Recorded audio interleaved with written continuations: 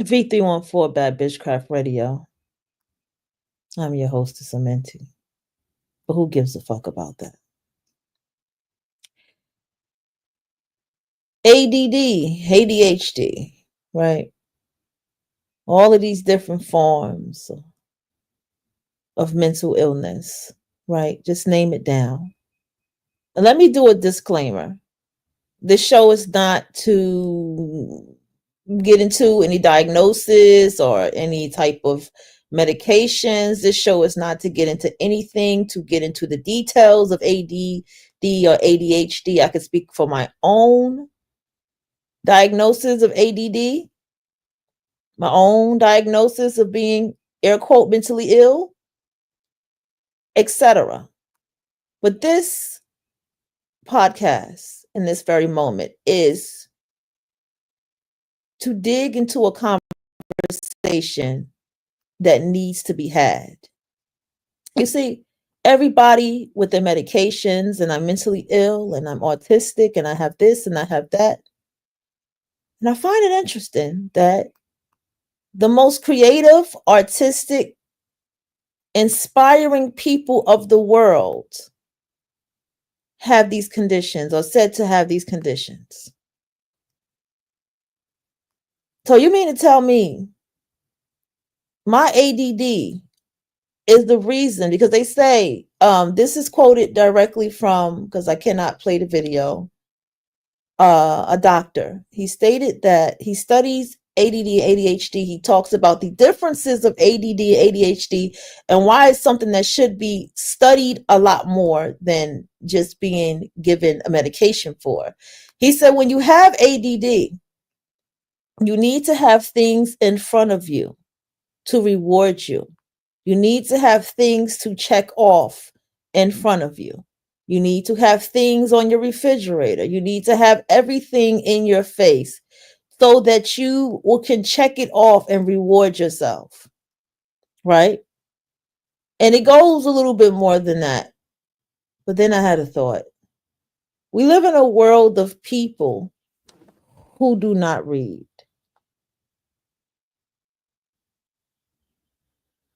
Okay? We live in a world of people who do not read when there's so many free books. But let's get to the point. You mean to tell me sitting down every day, reading books about my life, myself, or educating myself on something, deciding to compartmentalize what I learn into a notebook, different notebooks, to take different books I have and annotate these books, to create a whole college course of study of lessons for myself here in my own home, or go to the library and do it, to take sticky notes and hang things up to remind myself of things that need to get done, and check them off and take the sticky note down because it got accomplished, and put it in my journal or put it in my calendar book. Are you fucking telling me that I'm mentally ill? That I'm mentally ill?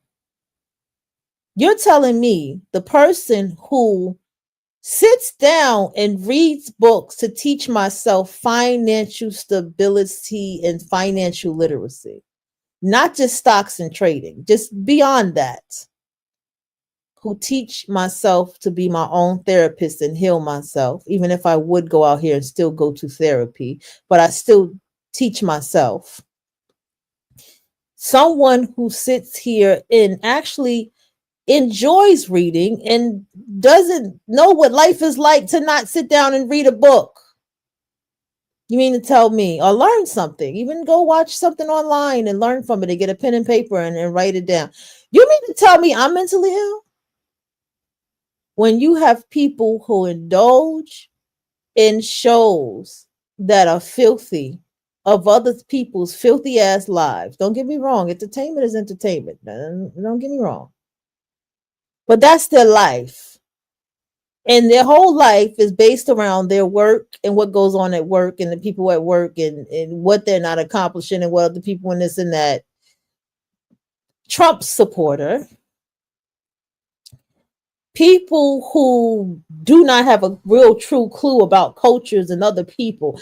You're trying to tell me, and stupid people, you're trying to tell me I'm mentally ill? I'm mentally ill.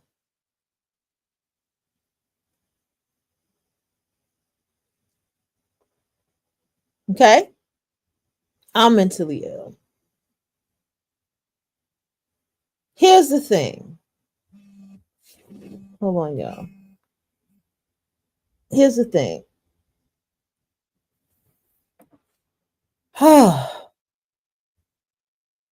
This is the manipulation of the world. Okay? And people who just be like, oh, I'm autistic, ADHD, there's something manipulative about them, but at the same time, there are some people that they believe the hype.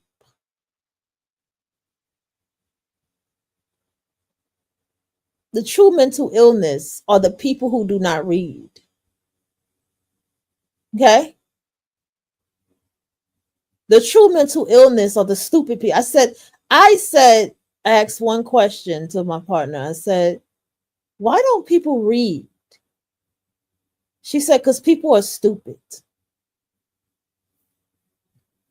That was her word. She said, people are stupid.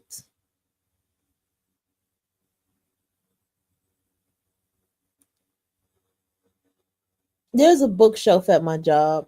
I actually go up there and look at it to see what books is up there. I only saw one person really, like maybe two people, and go at that bookshelf. You can actually trade books. It's a dictionary that's there. So much in that bookshelf. But it's not anything of interest. That it's like fiction books, horror, stuff like that. Nothing I'm interested in. But I do go to that bookshelf sometime and look at the stuff in the bookshelf. And I've noticed that when I would sit down and pull out a notebook and write and stuff while I was working, I would have this energy around me that felt like some type of way that I was just sitting over there with my book writing. And I've gone through this a lot. It's not been, it's nothing different. You feel me? And what I have come to see is that those of us who are mentally ill and we are, we're on our meds, or we get frustrated with people and we're quick to want to argue and fight a motherfucker and lay hands on them. It's because people are fucking stupid. People do underhanded sly shit. People do say shit out their mouth that they shouldn't say. These are all those are the true mentally ill motherfuckers of the world. You have a brain, you have a mind, and it should be used, right? Your mind is supposed to be, your brain is a muscle, right? Therefore, you exercise it. And therefore, these books are here to teach, to learn. You have people that be like, oh, you people read a bunch of books and this and that. You bitches, you people watch a bunch of YouTube videos. And it's like, okay, yeah, what's wrong with that? It's about what the person's watching. You have people who are breaking down and giving up in the education system when they go to school because they realize this is bullshit. Every time I write this paper, somebody got something to say, somebody get in the way. This is bullshit. I write this very deep blog that I took the time to write because I read at least 5 books before I wrote it. Here comes somebody with something to say. This is bullshit. And just recently, who I showed you, Lucretia McEvil, she ended up telling people, hey, stop, you're taking your frustrations out on me because you're mad about you're mad about what capitalism is doing. You are mad about what capitalism is doing. You're not mad at me. And this is the world that we're in. This is the America. Let me make this shit clear. This is the America that we are in. So how am I mentally ill? I listen to a book before I go to bed. I listen to a book by the time I wake up. Books that are, let me just give y'all a list of books that I have here. Here's a by Dr. Gober Mate. You know, I like him. I got to get one of his books. I just reminded, I got to get one of his books. He's talking about self-sabotage because I want to learn what the fuck self-sabotage it is. And I feel like I'm answering it right now. And we're going to get to that. Educate yourself every day. And these books are no longer than 2 hours. Some of them don't go past an hour. How to win in everything you do. Tiny changes, remarkable results, atomic habits. An easy and proven way to build good habits and break bad ones by James Clear. We all know that book. Well, at least we all should know that book. I got 2 hours into that book, but I listened to that while I fell asleep because I want that book in my subconscious. I just found this one by Nick Trenton. The Art of Self-Therapy, How to Grow, Gain Self-Awareness, and Understand Your Emotions. And here's the other one, Manipulate Yourself. It says, train your brain to do hard things. These are the books for myself to apply to my life, to take notes. Anytime I hear something, which I call bars, write them bars the fuck down and put them bars in my face and hang them on the wall. Just like that. Hang them on the mirror. Just like that. Hang them in the bathroom wall. Just like that. You know why? Because I care about my mind and elevating it. I care about myself and elevate it. I care about my hands and doing things with to build skills with my hands. I care about that. But the world says I'm mentally ill. The world says I have anxiety. The world says I have ADHD. I have ADD. The world tells me I have trauma, because I do. But I have the power to get through it. A lot of us get more depressed when we have to look at the medication that we have to take. The medication just makes the mind quiet, makes you sit still. I popped an Adderall one time that someone gave me. I just shut down and there was nothing there. There was nothing going on in my mind. I was just sitting there. I could pay attention. My mind saw everything that was going, but my mouth wasn't moving. I would never fucking want to be on Adderall. It was like a fucking zombie. Zoloft made me a zombie and made me sleep and smoke weed all day. Again, YouTube, I'm not talking about diagnosis. I'm speaking from my personal experience. I'm not telling anybody what kind of medications to take. I just want to put that disclaimer out there, YouTube. I'm just speaking from my experience. The true mentally ill people are the stupid people of the world. It ain't us. It's not the painters. It's not the artists. It's not the people who motherfucker will read 10 books in a week. It ain't us. What is all this knowledge and information here for? You have people with degrees. Now it all is tying into my life. Why is that person with the degree like this? Why is this person that's in school for this like this? Why? The answer is intelligence. Ain't nobody texting me back. All right, whatever. The answer is intelligence. The answer is the mind and how one thinks, or if they think at all. The answer is depth. We have more depth to our lives. Now it makes sense. Check this out. You walk into the home of someone from another culture, i.e. Caribbean, which is a mix of East Indian, Asian, right? Sometimes European cultures and stuff in the Caribbean, right? Even some South American culture there, right? So you have this ball of culture, and you go into these people's homes and you see beads at the door. You see that they're not just putting of course you got to put the plastic shower thing inside of your shower, right? But they're not just doing that. They're actually sitting down, and they're putting an extra bar to put a curtain set over their shower. You understand what I'm saying? So you got the regular bar that comes with it, but then you have the extra bar that they put up higher, and they put it over their shower. The whole bathroom is decorated like it's their goddamn living room. The kitchen is decorated. The kitchen has cloths and things and pictures on the wall and colors and recipes and stuff and books right there for you to open up a book and do a recipe. All of these different things. Then you go into an American home. Okay. She said, okay. You go into an American home.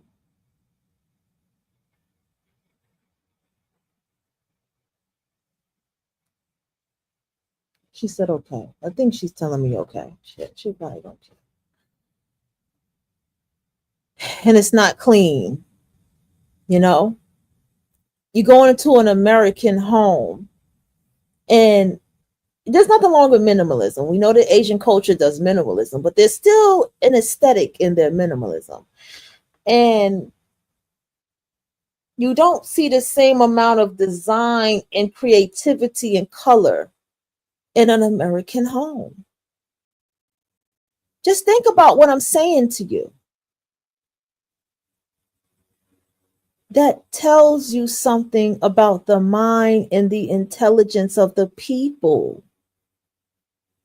Why is this? The stupid people are the mentally ill people of this world. The stupid people think that they know it all. See, those of us that like I sit here and I was talking about this. I was like, damn, I know a lot of stuff. I know more than I know a lot of stuff. And I always feel like I don't know enough, and I feel like I need to learn more, and I feel like I need to get smarter, and I always elevate my mind. And I felt some type of way like, damn, I'm like a know-it-all. No, baby, that's not it. The stupid people are the know-it-all. The stupid people are the ones that have all the answers, that's so quick to respond and say something. The stupid people are the ones who have no sense of self-reflection. The stupid people are the ones who's like, yeah, I'm doing all this stuff for the sake of showing off on other people. That's stupid people behavior. But yet we're perceived as stupid. Yet we're perceived as mentally unstable.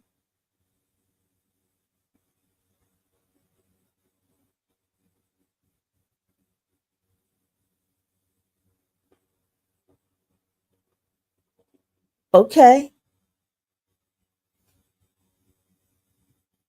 We're perceived.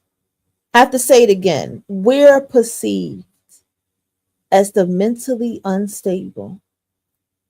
And then you have these stupid bastards using people's mental illness for sex, for using people, for sexual degeneracy. Sexual degeneracy, meaning they go into the kink world just to abuse and hurt people. That's what I mean by sexual degeneracy. They sit around and they're like, oh, I'm autistic, ADHD, and all this kind of stuff. So they can do their sexual deviance, sexual whatever to other people because they're being hateful towards the people who really are that way. It's real fucked up.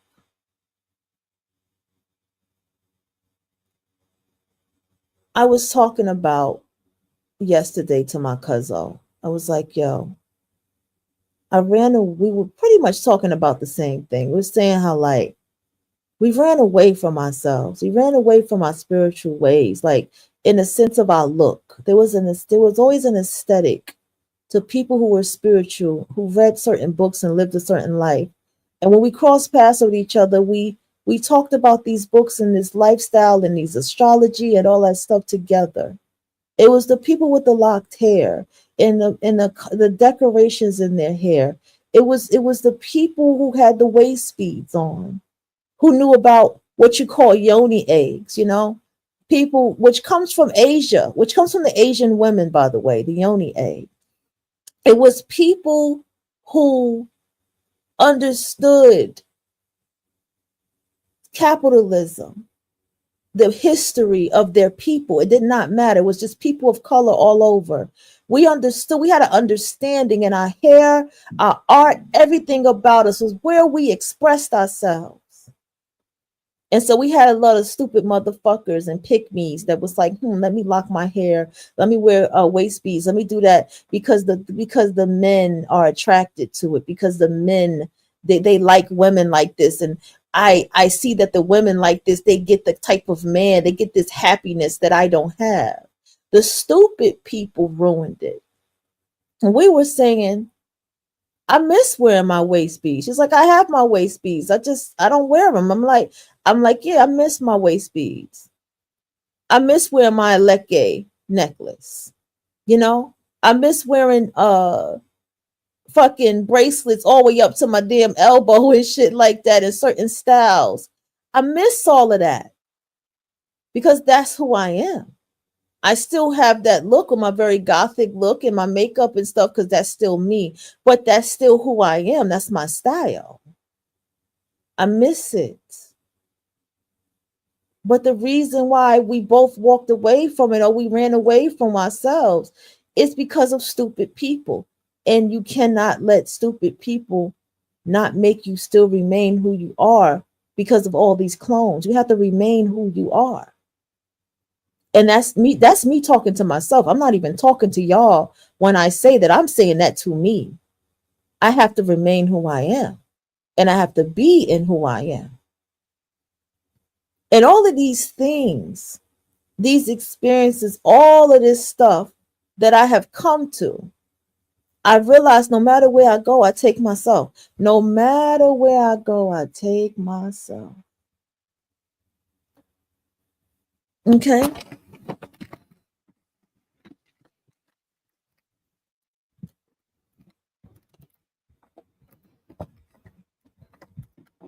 And therefore, doesn't matter where I'm at. It's what I make of where I'm at.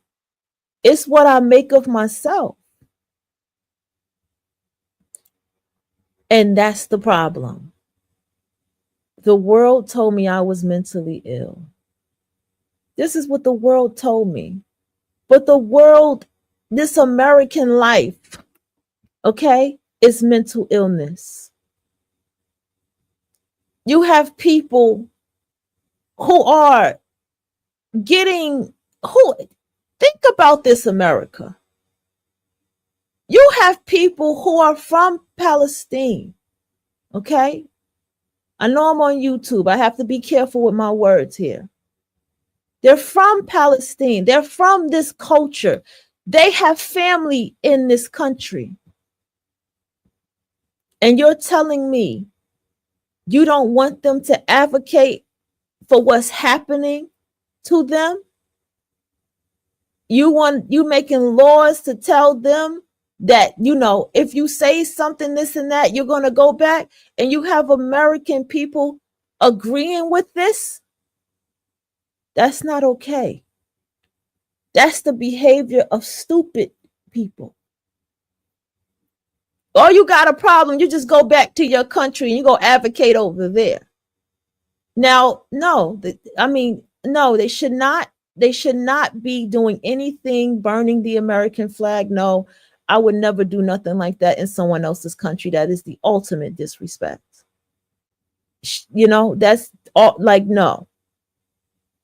But they do have a right to cry and speak out about what's happening. Can America accept that America is a very stupid place to be? Can Americans accept that? Oh, this country is great, and you want to go to other countries and you'll find this and that. America is stupid. Okay? We have to admit that.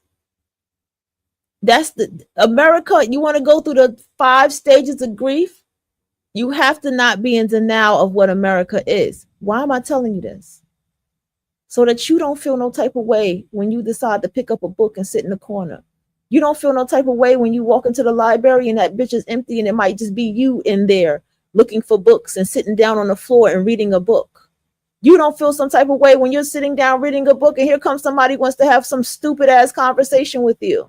You don't feel no type of way when you're sitting here, you're doing a podcast show, and here comes some motherfucker talking about liquor and different liquors, not in an intellectual way, not talking about how the liquor is grown and how they they steep the liquor and this, that, and the third. No. Talking about different liquors and bottles. Have you drank this? Oh no, you've never had this before. Dumb shit. I don't want you to feel no type of way. And when you sit here and the world has told you, that you're mentally ill and you have to take these different antidepressants for anxiety and stuff, you need to understand what the anxiety is. It's because you're around stupid people. And stupid people are dangerous because if you put your hands on them, you might damn near unalive them. And it's okay. No. It's not okay to unalive them, but it's okay that you feel that way because that's the anxiety. That's the true anxiety. I want to slap the taste out of this dumb motherfucker mouth right now. But I know if I black out, it's going to be extreme. And I'm going to be upset with myself for letting a stupid motherfucker get me this way. And that is what the real problem is about being the so-called mentally ill person in this world. You're mentally aware. Remember, the word ill was actually a slang to actually be something good. I'm the illest. All right. That was a thing. And you are mentally ill. You are mentally creative. You are mentally something unique. I'm talking about the artists of the world.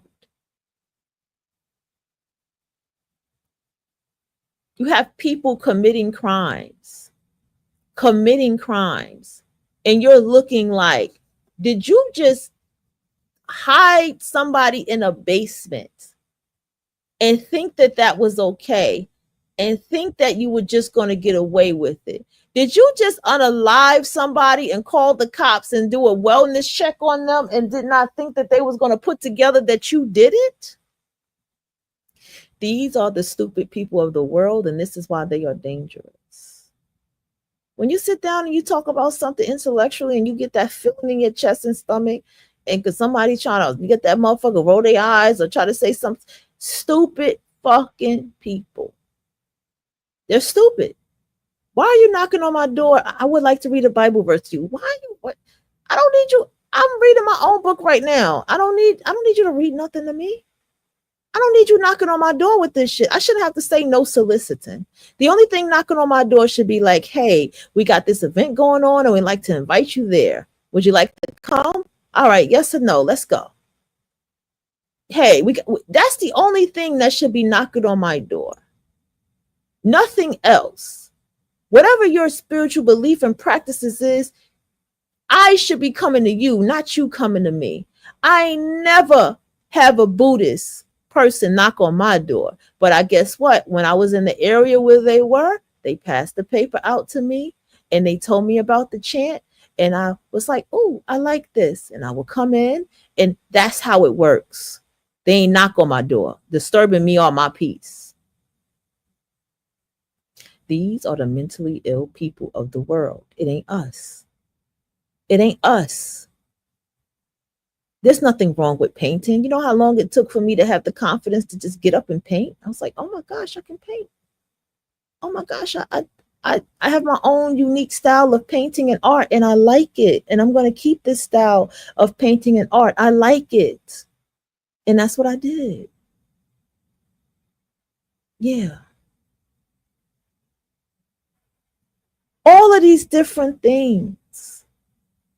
When a woman opens up books and she gets deep into reading the book that she's reading, and she's talking about radical feminism in a way that is very scientific and intellectual and grounded. And then we have what they call fem cells and all this kind of stuff. This is the dynamic of what life is. But this is what I had to learn at 40, that I just have to remain true to who I am. Other people do not matter. When you're sitting around here and you look a certain way, and you look heavy metal the fuck out, right? And then some old religious Bible thumping motherfucker is walking up to you. This is what you need to understand is happening in that moment. Number one, write this down. People are big clones and posers. Let's write that down. People are big clones and posers. That's number one. You need to understand that. People are big clones and posers. And what that means is, with people like that, a lot of times, you clearly are heavy metal the fuck out. But you have people who look like that, but still will be Bible thumping motherfuckers. Do you get what I'm saying? I need you to understand what's going on in that moment, because to you it's stupid. It's like, what the fuck? You don't motherfucking see. You don't see. You don't fucking see this. Okay. That's the first thing you need to understand. Number two, people also believe that people don't know who they are, or people don't believe who they are. So people believe that you don't believe in who you are. That's number two. Write that down. People don't believe that you believe who you are. Right? Because there's so many what? Clones and posers. Number three, people want to change you. It all ties into the second one. People want to change you. Yes, I know that sounds ridiculous, but it's true. People want to change you. I need you to understand that. That is something I'm going to drill in my children's head. People want to change you. That probably should have been number one. Those are the top three things you need to understand. But why? The biggest thing you need to understand, let's go up. You are not a clone or a poser.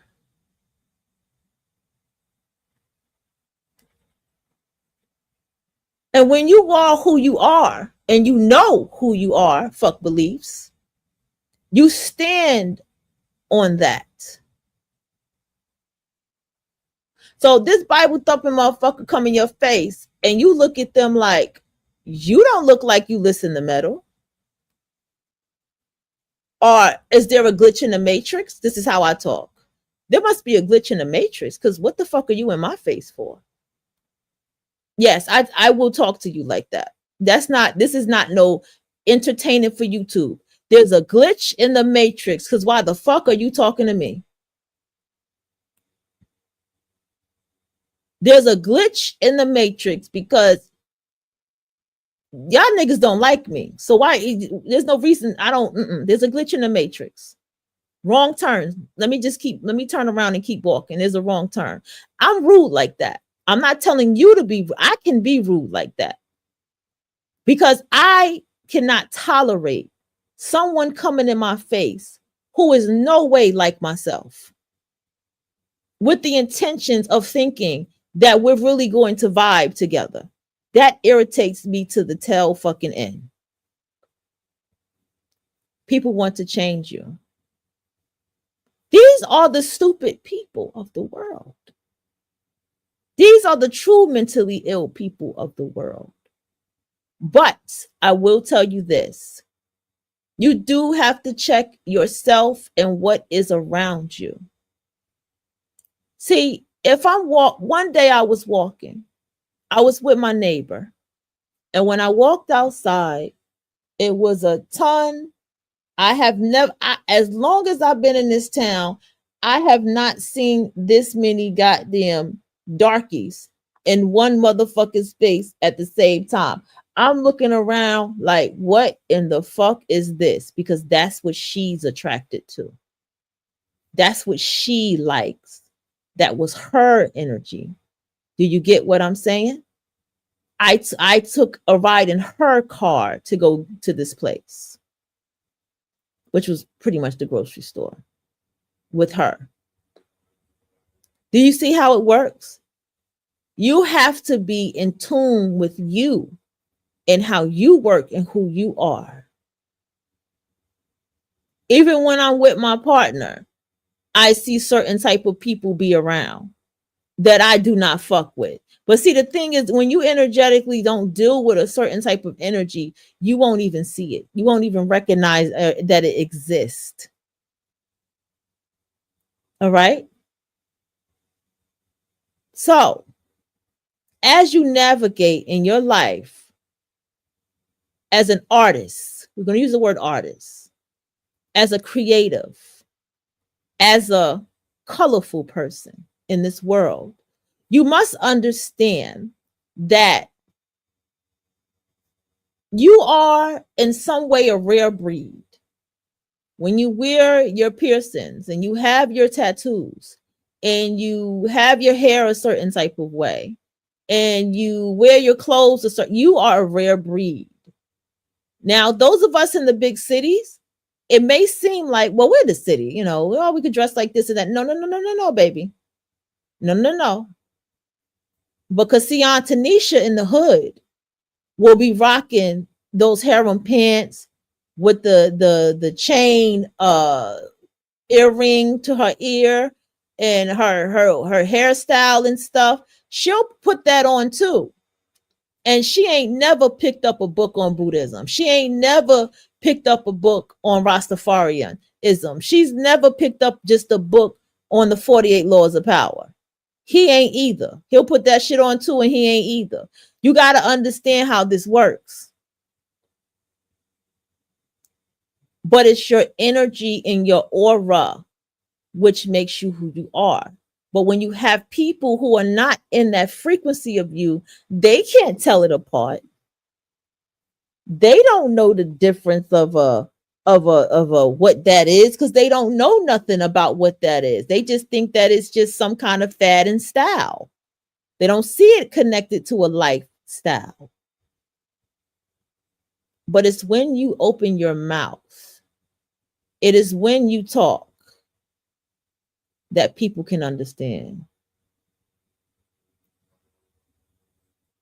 It is the tone in your voice. It is the look in your eyes. There's a book on eye contact. Did you know that? There's a book on eye contact that tells you how you stand on yourself.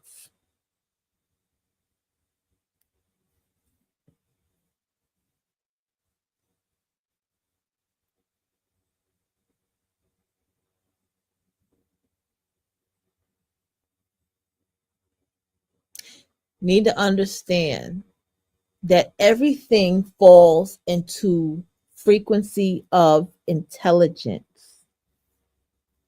You can say, well, I'm going to a hotel to do some work.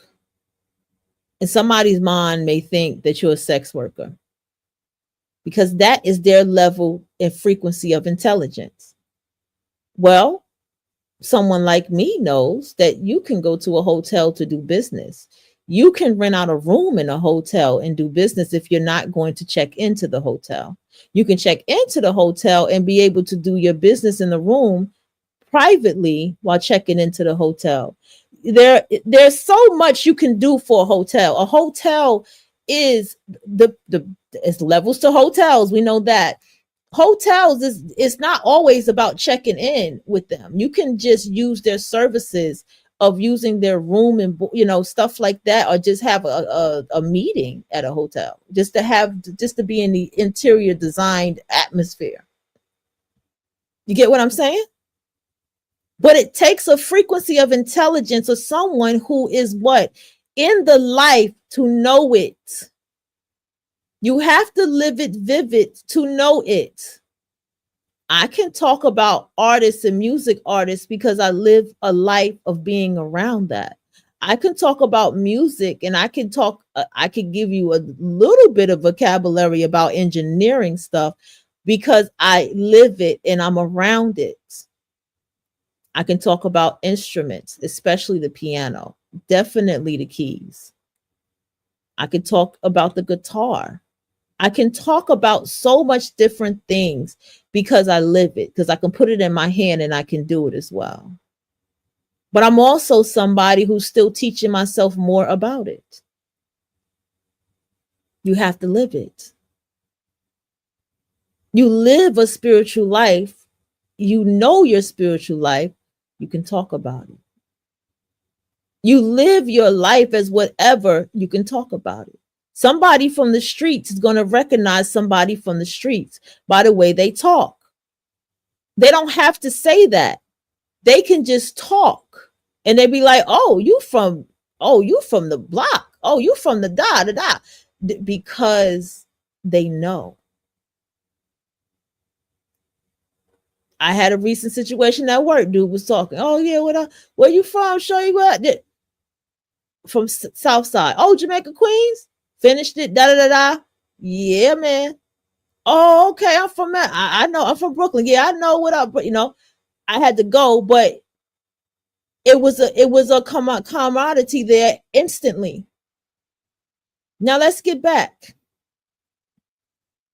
Let's get to the point where you have a very whatever style you have, right? I want to really pull out pictures. I don't want to. Some people I follow are big models, but like I don't want to look like I don't want people harassing people. You know what I'm saying? So there is styles that are out here. There are plenty of styles, right? So me in a leather suit with fishnets, a leather piece with fishnets, right? In my different layers. It's not the same as Tanisha in her leather and fishnets, right? What is going to be aesthetically different about her versus me? Number one, I'm going to have details in my layers, in my fishnet, the style and the way I wear that fishnet. All right, because the fishnets are not going to be perfect, first of all. It's going to be layers to what I put on over what other leather piece that I'm wearing. It's going to be layers. I might have a glove on. I might have some kind of necklace on. She's not going to have the same style as me, even if I didn't have layers, which is not possible for me not to do. And we were both standing there next to each other. You can energetically sense who a mentee is and who Tanisha is. Do you get what I'm saying? You can see the person who lives the life and who have been doing. You can see somebody who's been rocking a certain style for a very long time. As you get older, your style grows with you. You never get too old for a certain style and look. That's actually not true. You grow into your style. The reason people who have these multi-day storm thread. Okay, it's Tuesday. Okay. I want to do laundry, but I don't hope it don't rain because it's a little foggy out there. Excuse me for the distraction. I'm coming back. So you understand that your style grows with you. That alternative look that I've had for years, that look grows with me. It's a very natural look for me. Anybody, even if I wear colors, it's a very natural look for me because I've been doing it for so many years.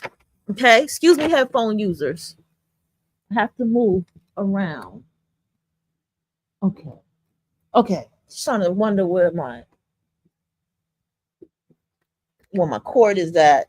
Okay, all right, we're good now. Go watch what they call fashion icon. Go look at people who are now 50, 60 years old that have been styling their clothes. Even if the color changes, there's a style that stays with them that never leaves. And that's the beauty of style. That's what fashion is about. Fashion is about style. The fashion is you. You fashion the clothes, you fashion the style. Because what happens with people who are wearing this look and these locks, mark my words, another year or two, a lot of these people are going to be taking them out. You see? But here's the thing. You no, he posted, I dress like a white skater boy. But hey, okay, I'm gonna get back to my thought. But hey, that's okay. You know why? Because even when you dress like a skater boy, you still have that alternative look because you still have a signature style, lollipop. You still do. And that's why this is going into what I was just about to say. You have to know yourself and stand in yourself and who you are. Because you wearing them dreads or them locks is not the same as someone else wearing them. Why? Because when you put them in, more than likely you're going to have different type of crowns in it, as they call it. It might have some color in it or designs in it. It might have a little fake lock hair in it with the color. You see what I'm saying? You may have a certain way it curls up. It's something about the way that you wear it that's going to stand out different than the rest. Somebody can have the same style as you, but their style will not still be the same as you. That's what you have to come into recognition of.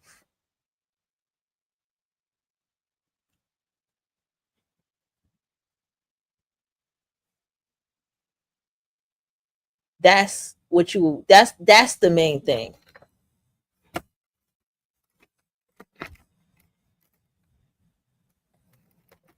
Another thing,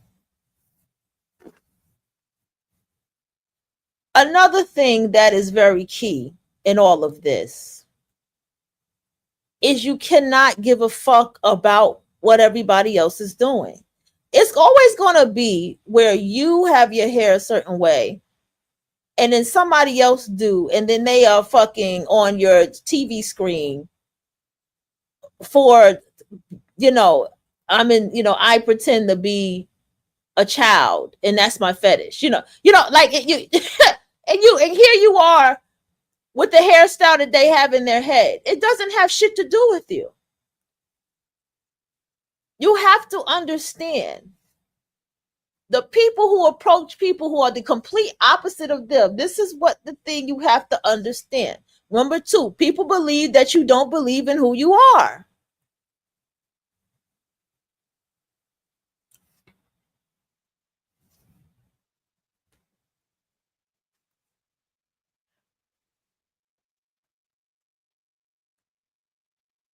People believe that you don't believe in who you are. Because there's a lot of people who do things for the sake of just doing or what they feel sells or what gives them attention. I'll give you a goddamn example. I'll never forget it on TikTok. It was this black chick who was, and I don't even want to make it about race. Let's just say this was a damn pick me, okay? She was in the library, right?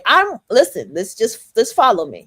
My algorithm is looking at people read books, different books, going to the library, things like that. She goes to the library. She's dressed up in some old frumpy dress. I should have known from the dress she had on. And she's picking up a book, and she says something like, going to the library with the book in hopes to find a man, or some stupid shit, some pick me shit. And boy, that shit burnt my pancakes. I'm not going to hold you. That shit burnt my pancakes because I wasn't at that space. I was in, late. I was like 36, 37. I wasn't where I am now to understand. You are going to have people that do that. You're going to have people who are going to be a little mean. Okay. You're going to have people who act a certain way. You're going to have to understand, because this is the kind of people who slip through the door. Okay. You have these kind of mentally ill, because that's the mentally ill people, if you ask me, who come around with the stupidness all day. When people like me go to the library and read a book, because that's what the fuck I come to the library to do, to read a book. I don't come to the library to for your attention. What is that? I'll go to the club if I want attention. I wear something super bright, colorful, and go dance in the club if I want that much attention. I walk around somewhere where it's a bunch of people if I need that. What in the hell is this? So you got to understand what has happened. You got to understand that these type of people have caused a problem. I saw a movie where they showed this artist who lured this guy in to abuse him, essay him in prison. And I was offended by this. And I said, nobody who is a true sketching artist is going to behave like this or act like this toward anybody. Artists are very isolated people. We're very to ourselves type of people. But then it hit me now, and I have to realize there are people who are predatory this way. There are people who their narcissism is in attacking those of us who are the true artists and the creative people of this world. And I had to realize that. See, this world is so goddamn wicked and twisted with stupid people. We have to call them stupid, okay? That they will sit here and do things and come around things just to infiltrate it, just to destroy it and tear it apart, because the people in it are happy and living their lives when all they had to do was go another way and go live theirs. Stupid people. And when you understand this, you will have your answer. It's not your fault if you're living your day-to-day life being who you are, and this stupid motherfucker do some stupid shit and you fall and you have these things happen in your life. I don't blame myself for the things and choices I've made in my life. I had to face the reality of what kind of town I came from, what kind of people I was around, what kind of energy, what kind of things that I did not know, what I was not taught. I can't blame nobody for that.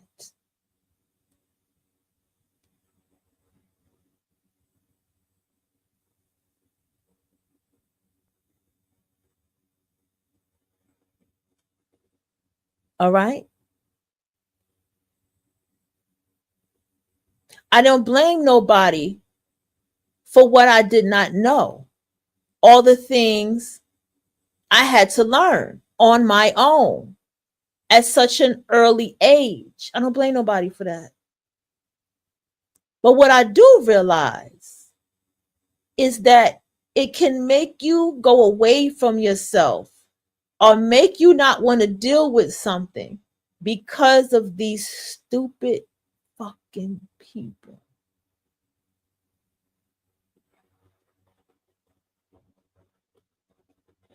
And you got to realize that. You go to work and you see people all injured and banged up at work, and you just be like, well, do you exercise? Do you do arm exercises? Do you go for a walk? Do you try to do something with your body? And the answer is no.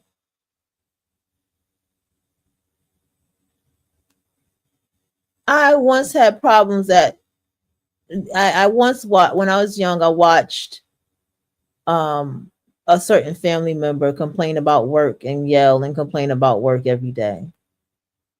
And then I found myself kind of falling into the same pattern. Then I grew up, and when I became a mother myself, I was like, I'm not bringing that stuff through the door to my children. I'm going to smile. I'm going to be mommy. I'm going to leave that shit and let that shit be off my back when I get home. That's what I did. That's what I did. And then one time before I even became a mom, I remember another adult said to me, well, there's a book that you can read on how to handle work and bosses and people. That's what they told me. I was 19, 20 years old. Well, you can read a book on how to handle bosses, and there's books out there for you to handle that. See, that was always put in my face. Oh, you can read a book on this. So I got some books that you can read that can help you, and this, that, and the third. And I got books that you can read, and this, that, all these different things just constantly put in my face.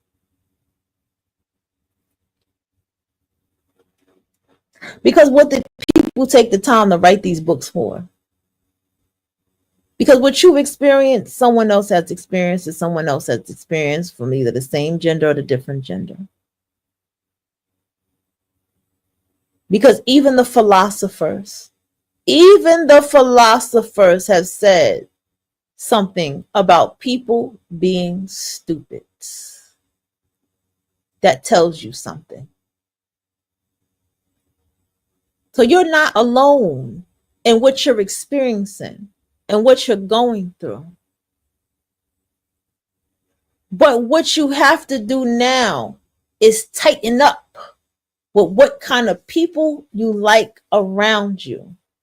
See, it was something as simple as, I miss painting my nails. I miss painting my nails. And I realized what I was hanging around at work and how I didn't want to be questioned about it. And I said, whoa, whoa, whoa, whoa, whoa. When the fuck have I gave a fuck about a coworker? And then that's when I had my moment of no, no, no, no, no. I need to get back into me. Like, I need to get all the way back into myself. You see how subtle it happens in your life? See how subtle it is?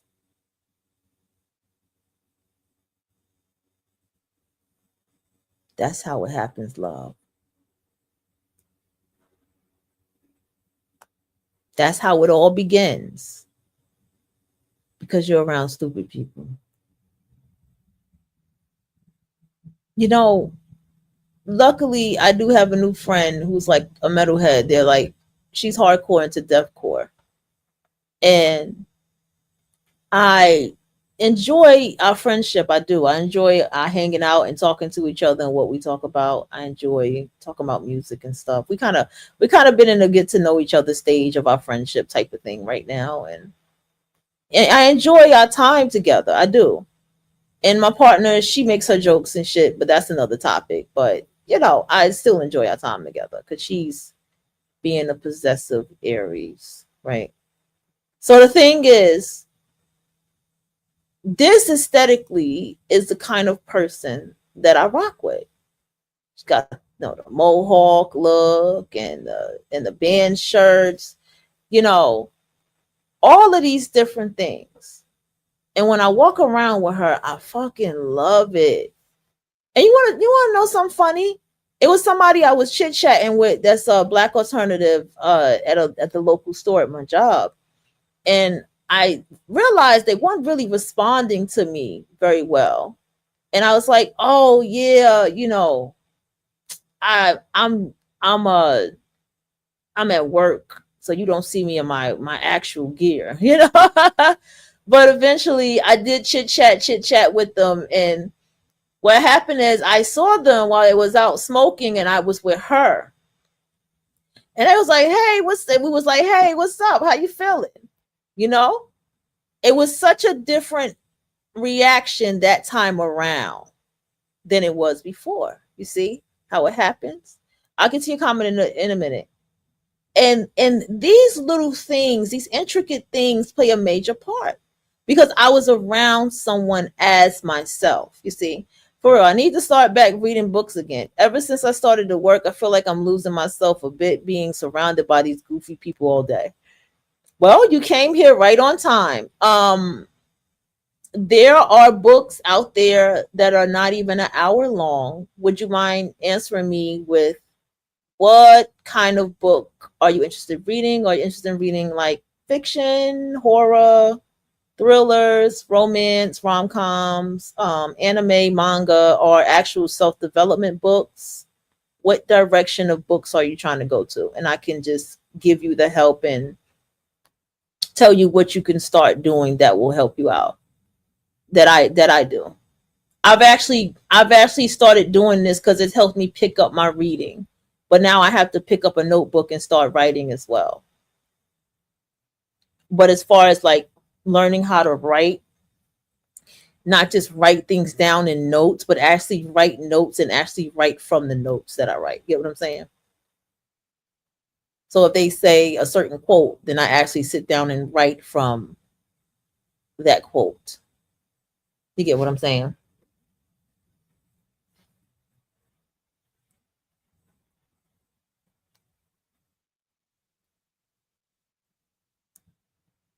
Yeah, I know it's kind of like 6 seconds or sometimes a little bit more behind, so I'll wait. I didn't type that in because that was a lot to type.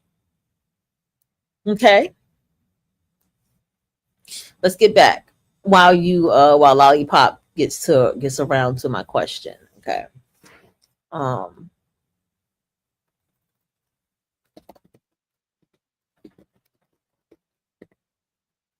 let me see. I can't even type. She'll get to it. By the time I'm typing, she probably done got to it by now. Okay. So let's get back to this. We're not watching these movies about cloning and all this kind of stuff for no reason. There was a movie I saw. There's a show right now. I should have told her about that. About people who are their body is cloned to go to work, and they're living their day to day life, but their body's cloned. Oh, it's this new shared series, Severance. That's it. It's called Severance. You know what I'm saying? I need some actual self development books for now. I mostly read Yuri Mawa's. Oh, those I have not got a chance to read a Yuri yet. I don't consider it actual reading because it has pictures. I got you. And I don't learn anything from them. I got you. I would tell you this. Go to YouTube. Yes, YouTube. Um, Type in. I be so leery to screen share because the screen share be messing up my screen. And put in best self development books and go to the shorts, and they will have a list for you of all the books. Also, I here's something else you can do on YouTube. You can pinpoint self development, audio book on developing more discipline, developing more focus, how to be consistent.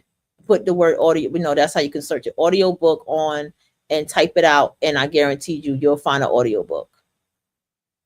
And you can start off really, really small too. I mean, like small, meaning the audiobook is no longer than an hour. And what I do is I listen to audiobooks while I'm going to sleep. I wake up listening to an audiobook. You know, I don't have headphones on at work because I don't take long breaks at work. I go back on the floor. But I have audiobooks on uh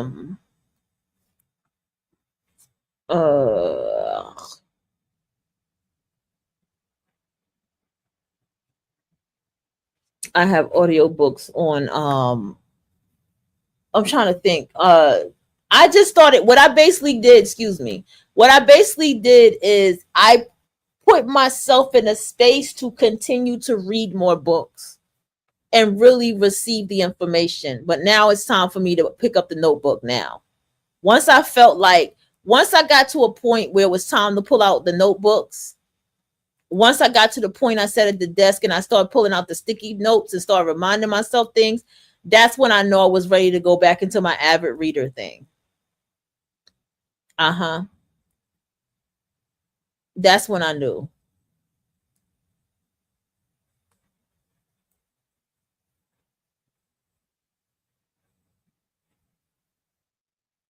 Mm-hmm.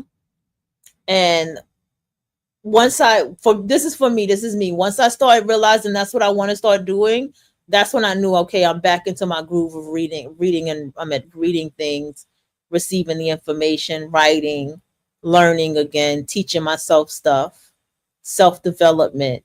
You get what I'm saying? Because I separate my notebooks.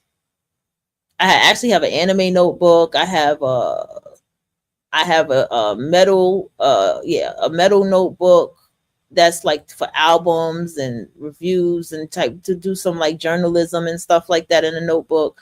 I have I'm sure I'm probably going to have to make some new notebooks. I have songwriting notebooks. I have two songwriting notes as well, which I need to kind of mesh together.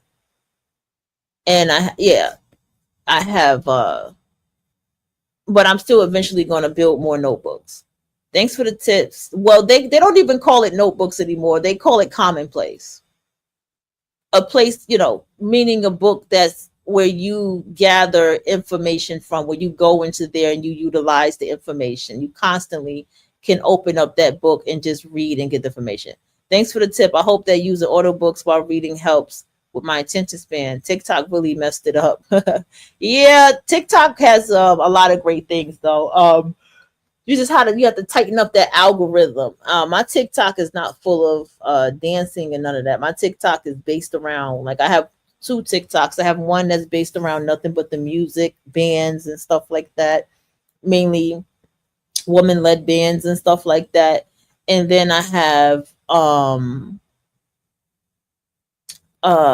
then I also have what was I about to say? A TikTok that's based around couples. Who calling me? Rita, hold on. Yes.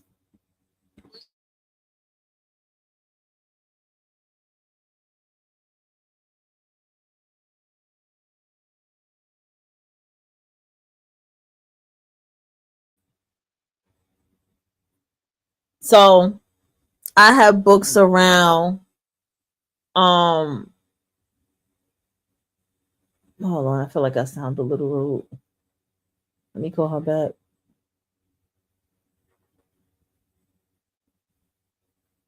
One second.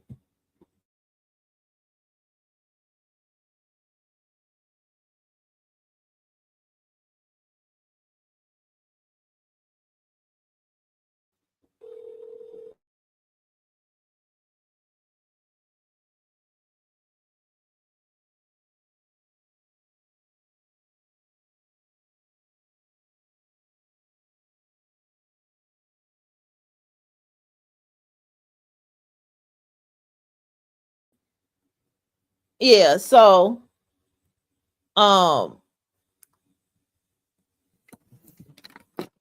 I see that Getting to Know Grace 100% is a beautiful historical. I heard about that book. I have a manga here my daughter gave me, well, let me borrow, about a girl that watches that reads anime, but she doesn't want nobody to know that she reads anime and shit. My daughter has that book.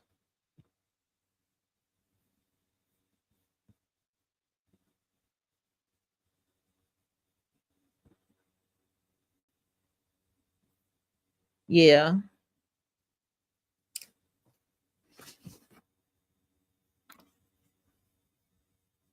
So also, um, what happened is I'm thinking about this too. It also comes into a place of, how do I say this?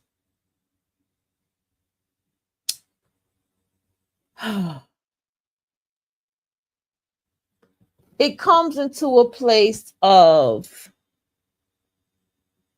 from what we're talking about, people's energy is extremely toxic. See, everybody wants toxic to be a toxic person who's an obvious toxic person, but there's toxic people all around us. Stupid people are the most toxic people, right? It's it's the frequency, it's the low vibrational frequency. And this is why you have to, this is why honestly they say, when you live a certain lifestyle, we are not supposed to be in the spaces that we're in, but we live in a world where we have to go out there and make our money, because there are those of us that we can't take the risk of being that kind of artist that's so free form like that, because we have to have a stable life. We have to, because it's just not about us. We have children, we have other things, and sometimes it ain't even about children, but just to have a stable life, we have to go out there and make the money, right? And so these things are a stepping stool, and all artists are told not to quit their day job. We're all taught that. There's a lot of artists and actors that go out and be in a film and commercials and shit and go to a 9 to 5. But a lot of times they usually work like at the bar. They usually work at not even at a bar, but even just at a like a fucking some kind of service work. You know what I'm saying? They say that they say all people who do service or waiting work are actors, you know what I'm saying, and performers and shit like that. And it's a true stereotype. So that's usually the jobs that we usually be at. Or we actually work in a club, or we're around what is a part of what we're aligned with. We usually don't work these very practical jobs. We just don't. Um, Another thing, uh, when you are in that kind of space, you still have to lean and be yourself. You still can't not be who you are. You get what I'm saying? You still, because the reason you are being who you are is like, even if you are, because I have it like this, because even if I don't even wear my nail polish or whatever, just energetically, people will like you and not like you at work. And the reason why is because something in them knows that you are being more.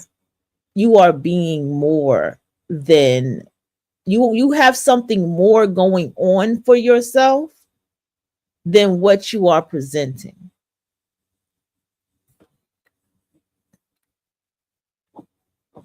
You get what I'm saying? You get what I'm saying? They can sense.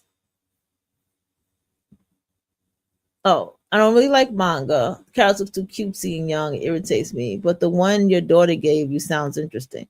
Yeah, that one is not cutesy. That one actually has some real serious sketchy art in that one. No, no, no, no, no, it's not. It's very kind of, I have to go get it. Oh, you reminded me. Thank you so much, Lollipop, because the desk that I put up, there's a bookshelf over here.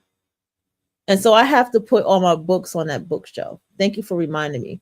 Because all my books is in the hallway. I'm about to take most of that stuff in the hallway is coming out of the hallway.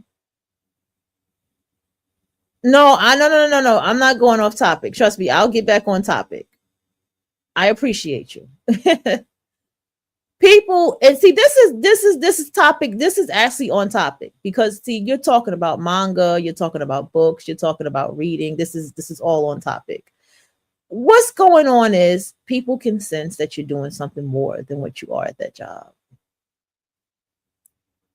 You need to understand one thing, but anybody out there, if you are doing something like this, or you have been doing this for years, you have been on other people's platforms, you have been on panels, you have taken pictures, you have put yourself out there in social media. I have pictures of myself. I don't have my page. My page is gone, probably in the dark web somewhere.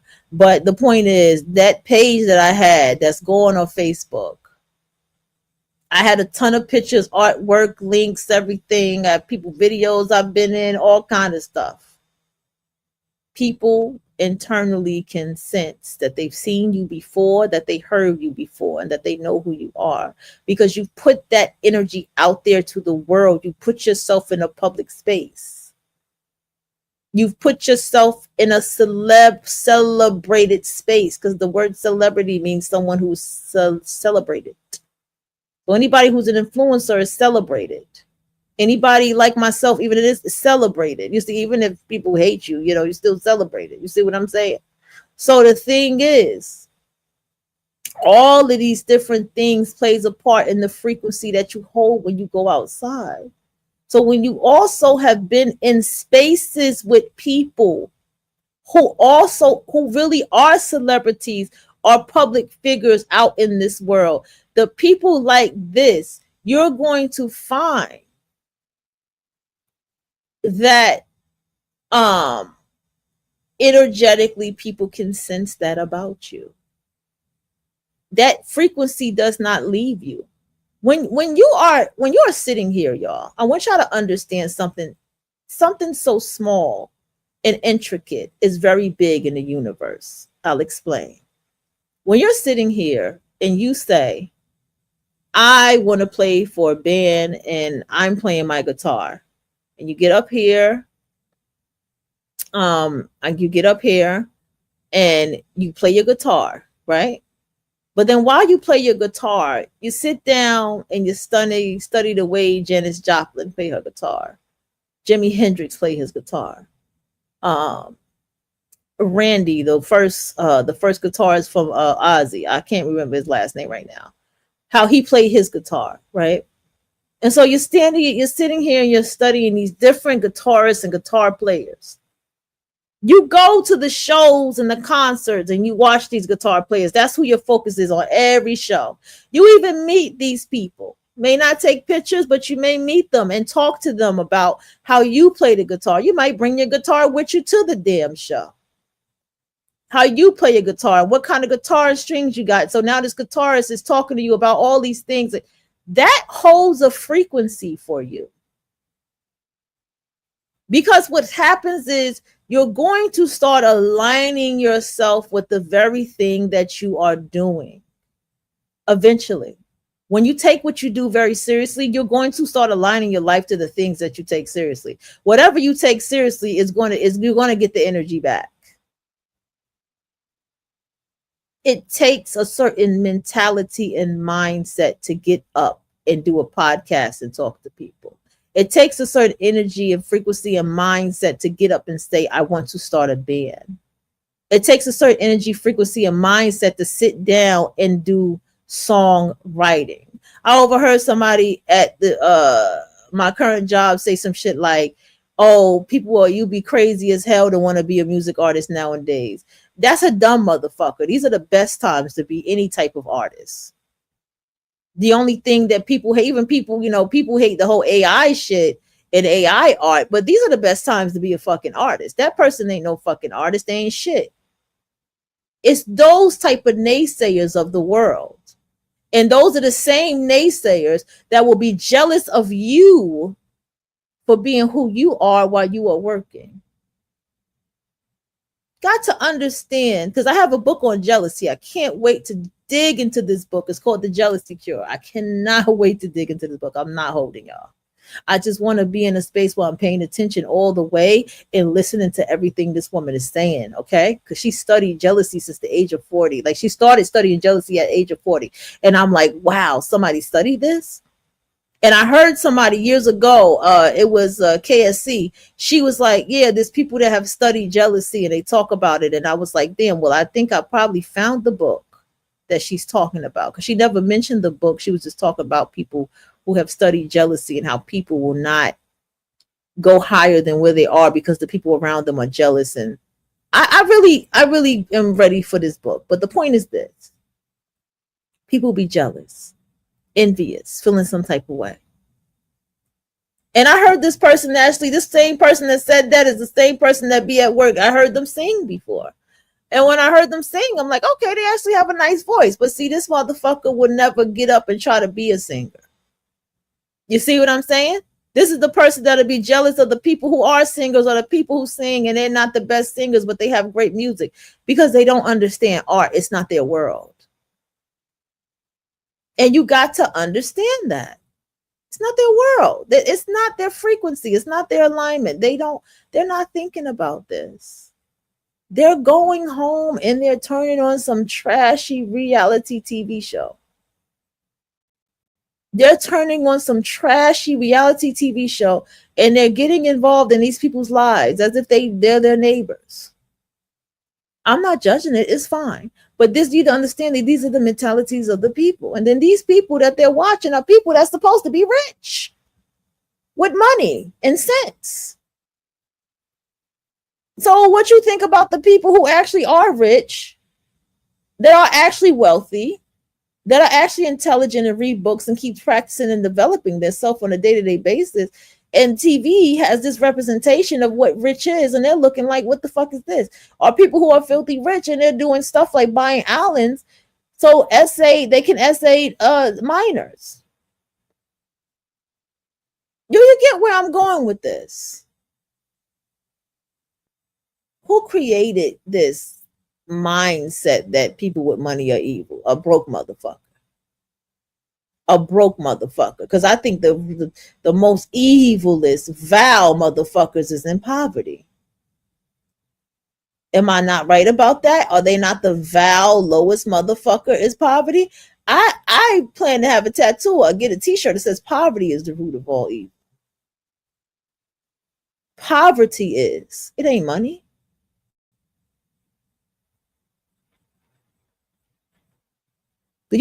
I tell you all the time, what do you know what people do in poverty? Do you know what people do in places where people are poor? Do you know the levels of shit they do?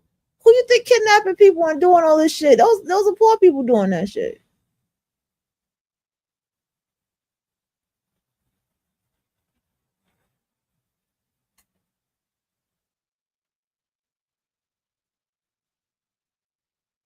I cannot, bro. I understand what you mean. When people are in survival mode, they'll do anything. And those are, this is still stupid people. I'll work hard. I'll make my money. I'll save my money. That's my survival mode. I'll have an aim for where I'm saving my money for. That's my survival mode. And I've been in that low life survival mode, but even then I still wasn't a low life. It was like, let's start a business. Let's do something. They don't have nothing in this neighborhood. We can sell stuff. Da da da da. My mind was always going. My mind always had a plan. My mind always have a plan. And I'll go and execute that shit and do it. But again, it all falls down to the level of intelligence.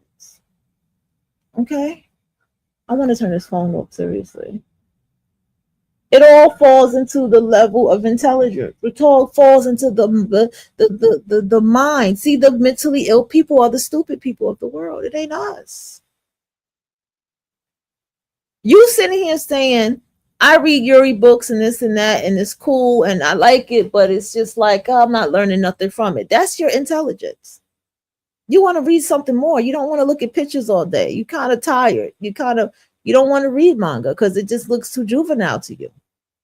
You see what I'm saying? You're like, I want to read more self-development books. That's steps. That's intelligence. Let me just and see. Here is me telling you, oh, here, just type that in, put audio book on, and then just type it in, and you'll find books that's less than no more than an hour or 2 hours. Just giving you a head start. Just telling you, hey, just listen to them in your sleep. All of these little intricate steps can be big things that can happen.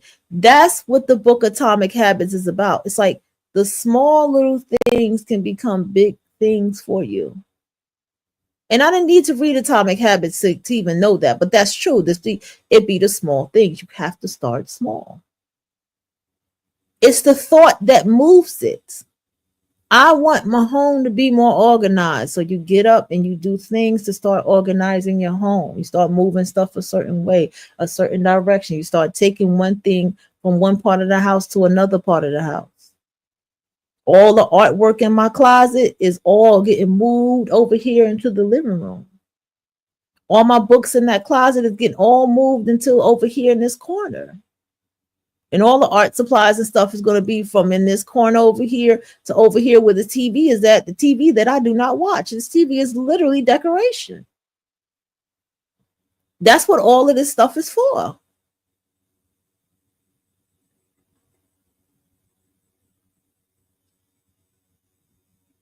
So I say all this to say to you, like, yo, you get what I'm saying?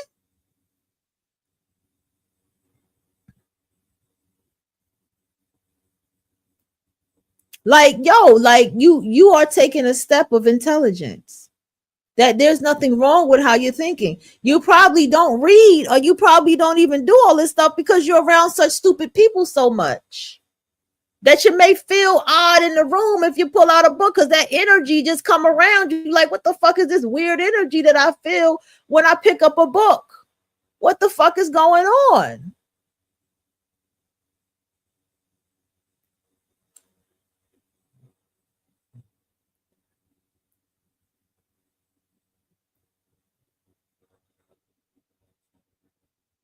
It's sad when the representation of New York City is the most ignorant, fraudulent, horrible motherfuckers. That's the representation of New York City. When New York City is an intelligent place, living up north, period. But New York City is a place of intelligence, of education, the best fucking colleges, the media capital, the hustle state, the city that never sleeps. Incredible people come from from New York City. But you got people who want to be like, yo, son, what up, done? What up, B? Nah, B, nah, son. That's the representation of New York City. Bada boom, bada bing. You know what I mean? That's the representation of New York City. That's crazy. When you go to the city and all you do, you go out there to buy was it Columbia College or NYU, and you walk outside and it has like great restaurants and vegan restaurants and stuff, and you go out there and everybody got their own cool little style and stuff like that, and they have nice bars and they have nice little quiet bars, and you go out there and you experience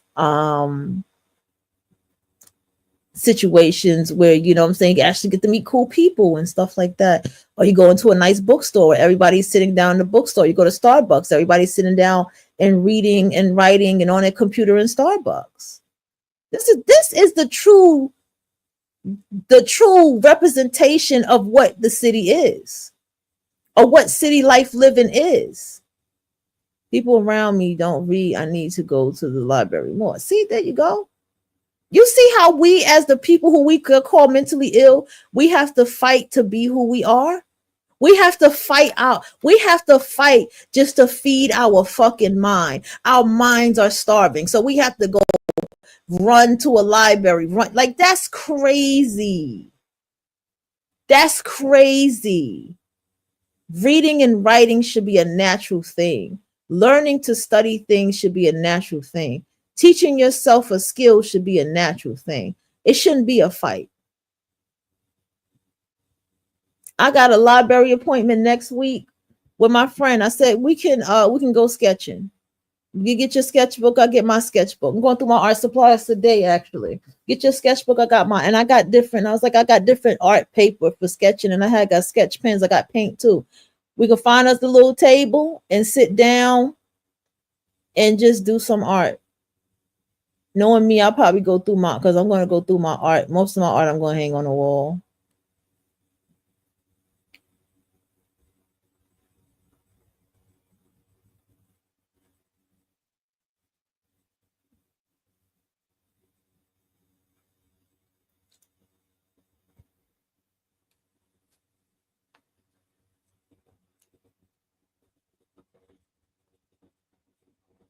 Yeah, it's that.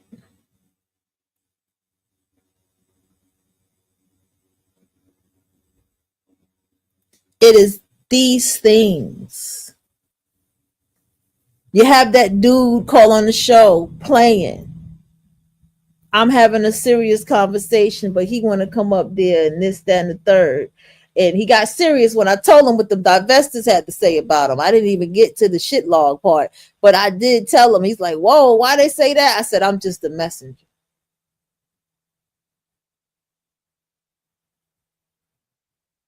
It's just this playing. I did, Lollipop.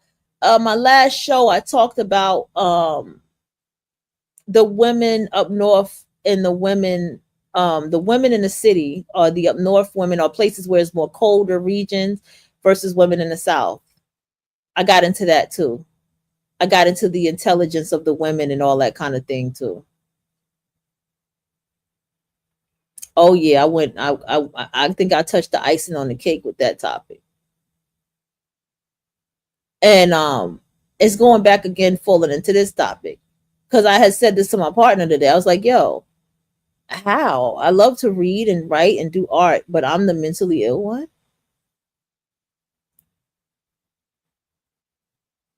We live in a and I can't say the world. I have to say America. We live in this America that wants to kill the creative and the artistic. We live in, and I'm not saying the world ain't like this. People make mockery of liberal arts. Liberal art is the best form of study because art is history. Books is it's not just books that's history. Art is history. We can see what style and clothes they had. We can see facial expressions. We can see pain. We can see hurt. We can see joy. We can see happiness in art that was made in 700 AD, 1600 AD. We can see all that in art. We can see people's interpolations of what the Bible stories were and what they believe the people look like. So many different ones. There's original Buddhas. There's pieces and statues that are hidden. That's liberal arts itself is history. So how is it a mockery? How is it a mockery for someone to major in that study? Shakespeare wrote, you can't fuck with Shakespeare writing. Shakespeare's writing was centuries before his time. Are you kidding me? Are you kidding me? There are books telling you how to understand Shakespeare that tells you something. There are things, cesareans. Shakespeare teaches you that there were cesareans in his time. I did not know women had that. There's a quote, he said, a man was not born of a woman. He was saying that he was not born through the vagina of a woman. He was cut out of a woman. I forgot that play. I think the one that starts with an M. I saw some of it. My ex is from the south side of my country, and she acted just the way you described some of them. Are you talking about the books? Reading books, going to the library and stuff. I had my neighbor ask me why I like Starbucks. I was like, it's a city thing. And she laughed. Like she giggled. It's like, I don't know. She just got something against Starbucks. It don't make no fucking sense to me. Starbucks is the shit. That's our shit. You ain't from the city if you don't go to Starbucks. The free internet. Are you kidding me? Chilling, all packed up amongst each other just to sit down and drink that good ass coffee and have conversations. Listen to that good ass music. The free internet to sit down and read and write. And if you're a writer, it's our biggest we love fucking Starbucks. What? It caters to us. We feel like Hollywood in that motherfucker.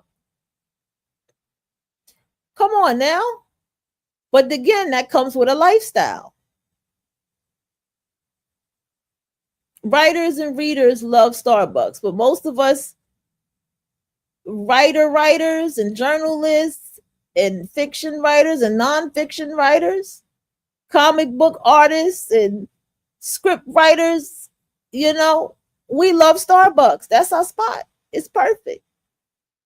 All I remember what you said is how South people can't take anything seriously. She was like that. Yeah, see what I mean? Okay. Because when you said South Side, I was in my mind, I started thinking something else. I don't believe all of them are that way, but even if they're serious, they still clown around a lot.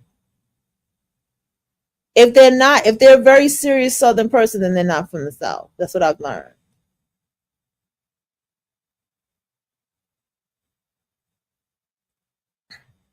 I don't have that. I just can't. I just, yeah.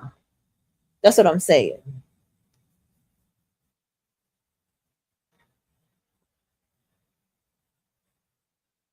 I mean, in all reality of it all, I'm just saying that the stupid people are the mentally ill people of the world. This woman popping out all of these children in this in this economy, or these are the stupid people of the world. That's a mentally ill fucking woman.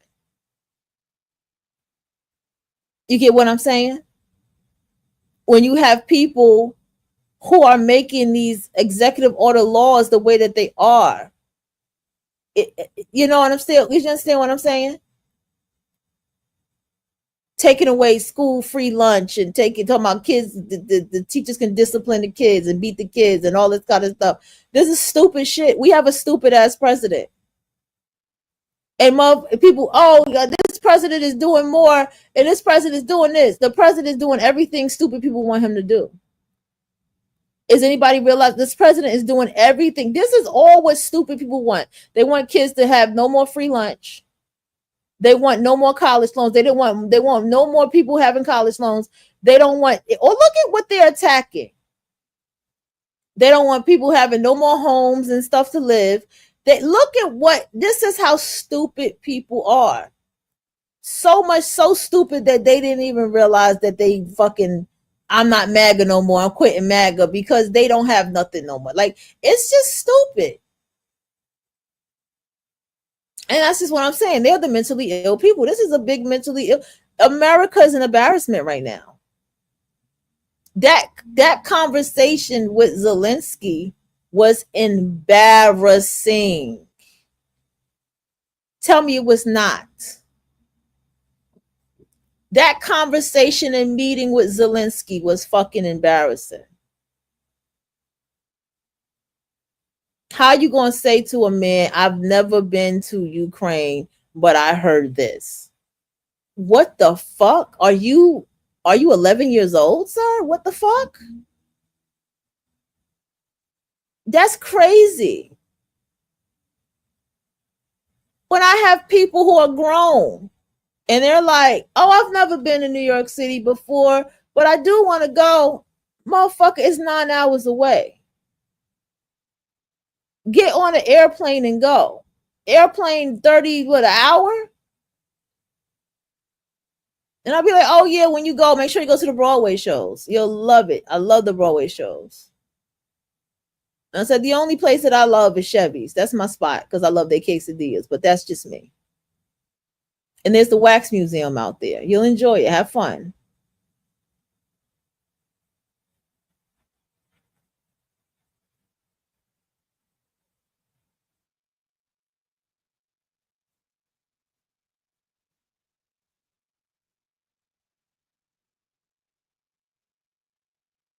Okay.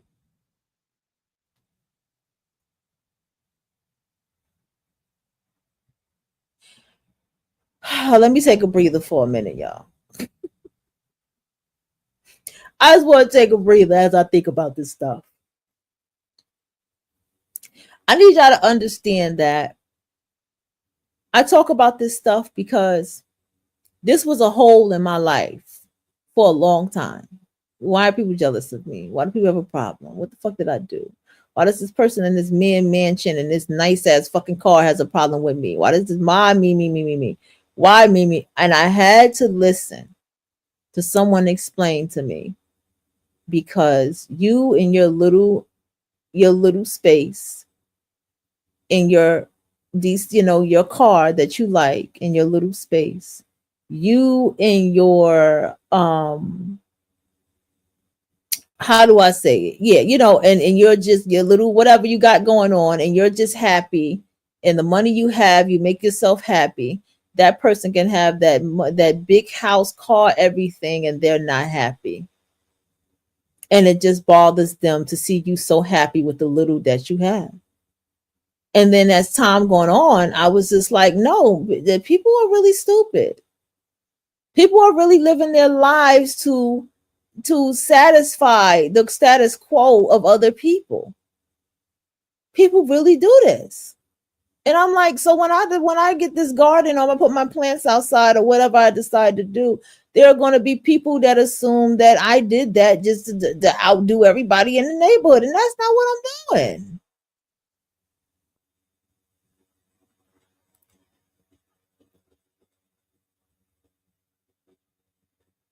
I ain't doing that shit at all. Then you have, okay, all right, that, excuse me. Oh, let me sit up for a minute. Oh, then you have people who get mad at people who have worked for what they have. You get what I'm saying? Like, you got people who work for whatever it is that they have, and people feel some type of way.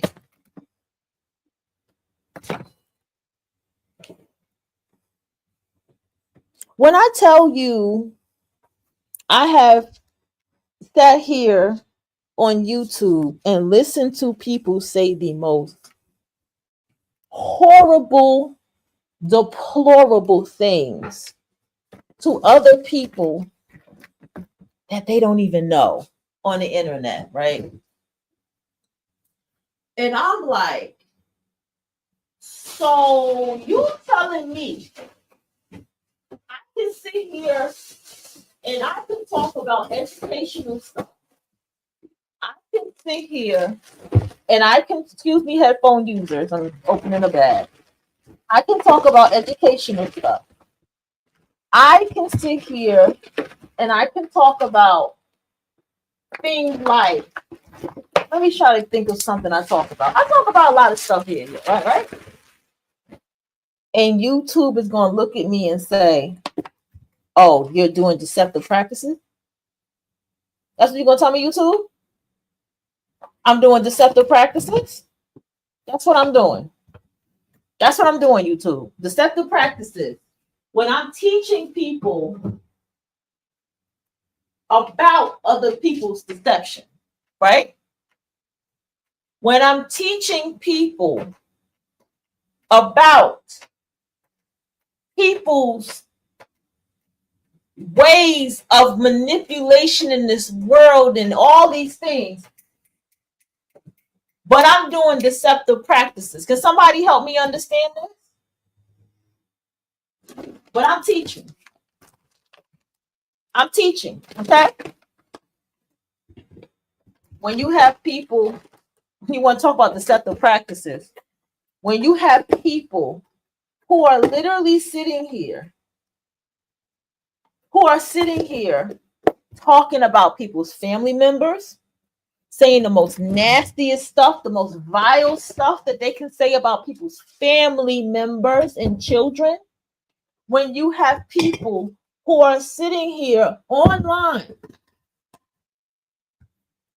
fucking up people's lives by literally calling their jobs and saying things about them so much that their own husbands and wives have to get involved with online drama with this. You are you fucking kidding me? These are the people that I sit and see all the time, and you're gonna tell me deceptive fucking practices? You too.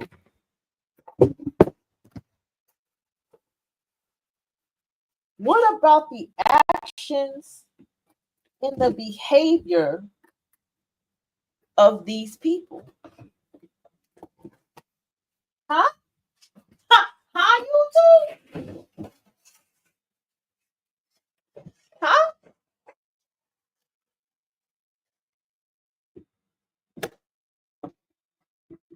This is where even the platforms are even dumb, y'all. Do you get what I'm saying to you? We gotta watch how we talk, even though we can put a disclaimer and say, hey, this channel is not suitable for children. This is an adult channel, 30 plus. Even though we can put a disclaimer, we can try to, YouTube can do something where we can put a disclaimer to say this is not a channel for, do not ever.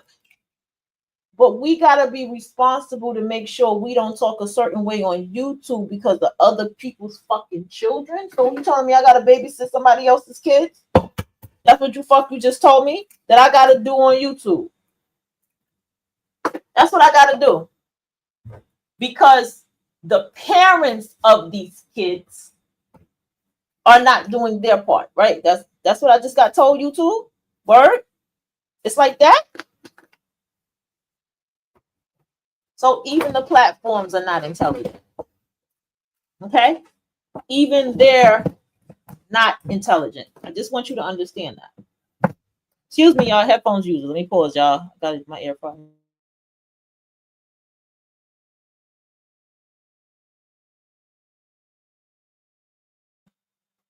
That's what I'm being told. So I'm here to tell you this is how dumb this shit is.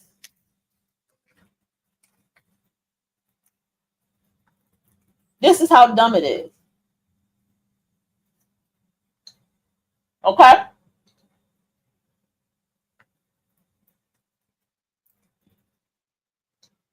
And that's the answer. We have let stupid people dictate us. This is why Robert Greene and all these people keep on talking, keep on writing, keep on what they're doing. Because they're telling us this shit. We are living our lives, dumbing down our lives because of other stupid people.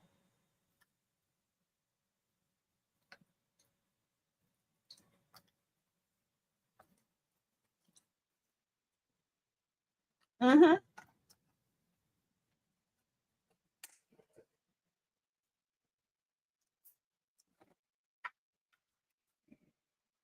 Because of other stupid people. And we got people. Let's get into another topic. Okay. Because I fell into these topics. But you know, we all grow, right? We have people who, as grown adults, cannot figure out each other. Okay. We have people who, as grown adults, separate sexism and racism in the topic. Can't figure it out. Can't figure out the problem in their grown adult lives. Can't figure out why they're attracting what they're attracting and going through what they're going through. They can't figure the shit out. These are the people that we have.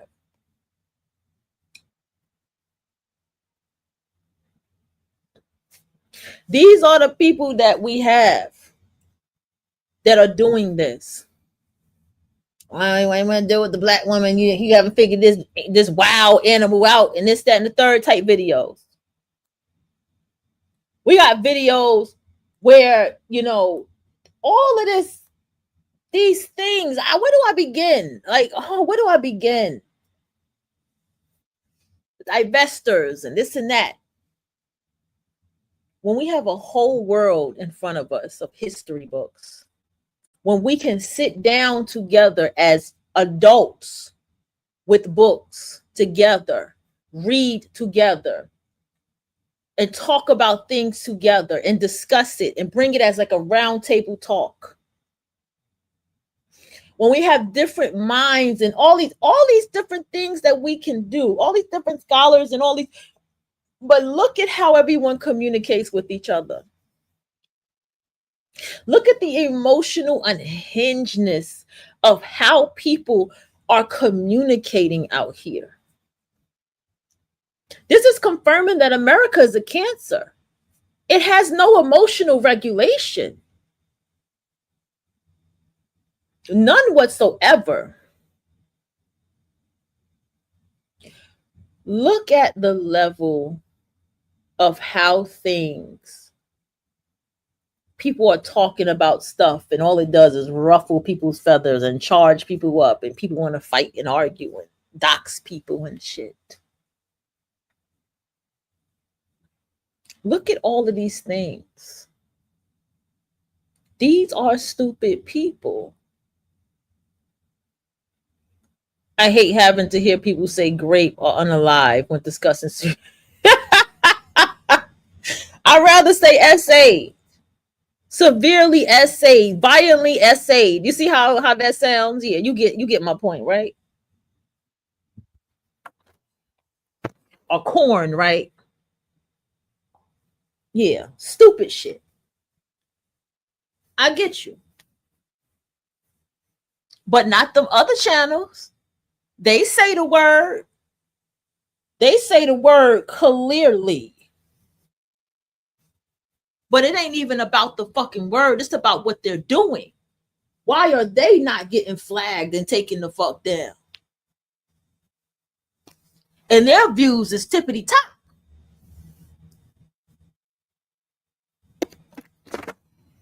All right, headphone users. Going back in the kitchen. Their views are tippity top. And ain't nobody checking it. And ain't nobody doing nothing about it. Okay? Doing nothing about it. I ain't never heard them say, one of them was like, my job sent me an email. The job sent her email about her channel.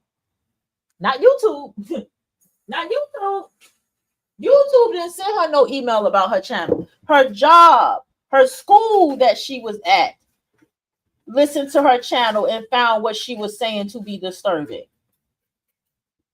But not YouTube. YouTube told me I'm having deceptive practices and this and that. YouTube tried to tell me on my other channel. Let me tell you, I have another channel that I don't even comment on.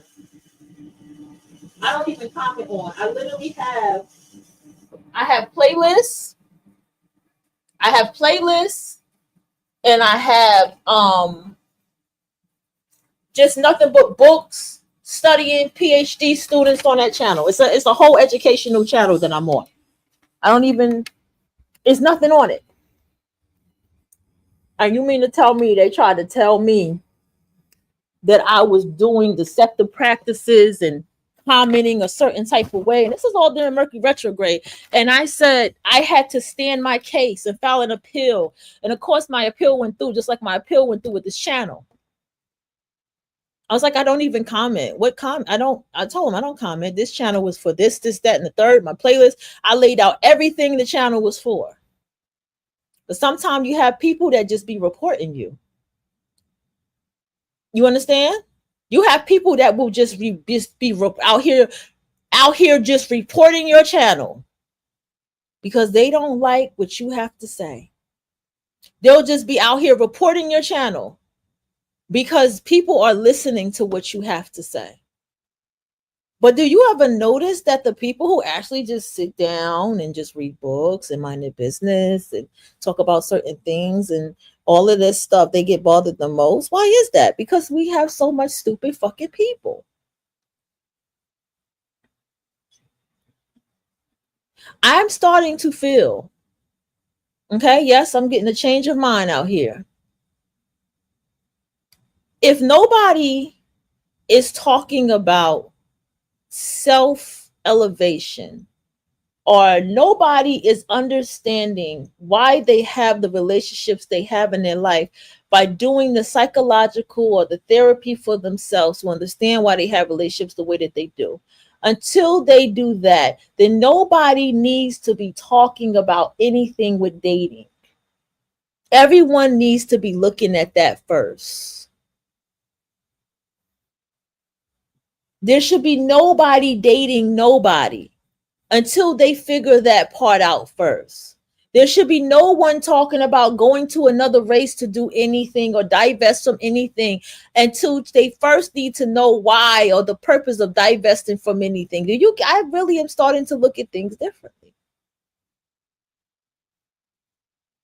I'm starting to look at these pages and some of these people as stupid. I really am starting to look at a lot of these people as stupid. The only people who I like and have respect for the most are people who are out here with their talking about their PhDs, study with me, they're going to school, they're talking about what they learned in school. There's a woman that's in school for that, well, she should have got her degree by now, but she was in there for African American studies. Yeah, they are addicted to being angry. They're addicted to just negativity, period. She's talked about doing African American studies, and I was interested in this, listening to her talk about her paperwork and all this stuff she did in African American studies. I'm into people like this. I can watch people like this, or people who teach you how to read, books on how to read. People on the philosophy thing is real big with a lot of people, and all this kind of thing.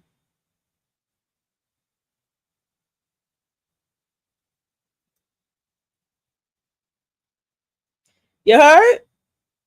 That's what it be like. That's the people that I like.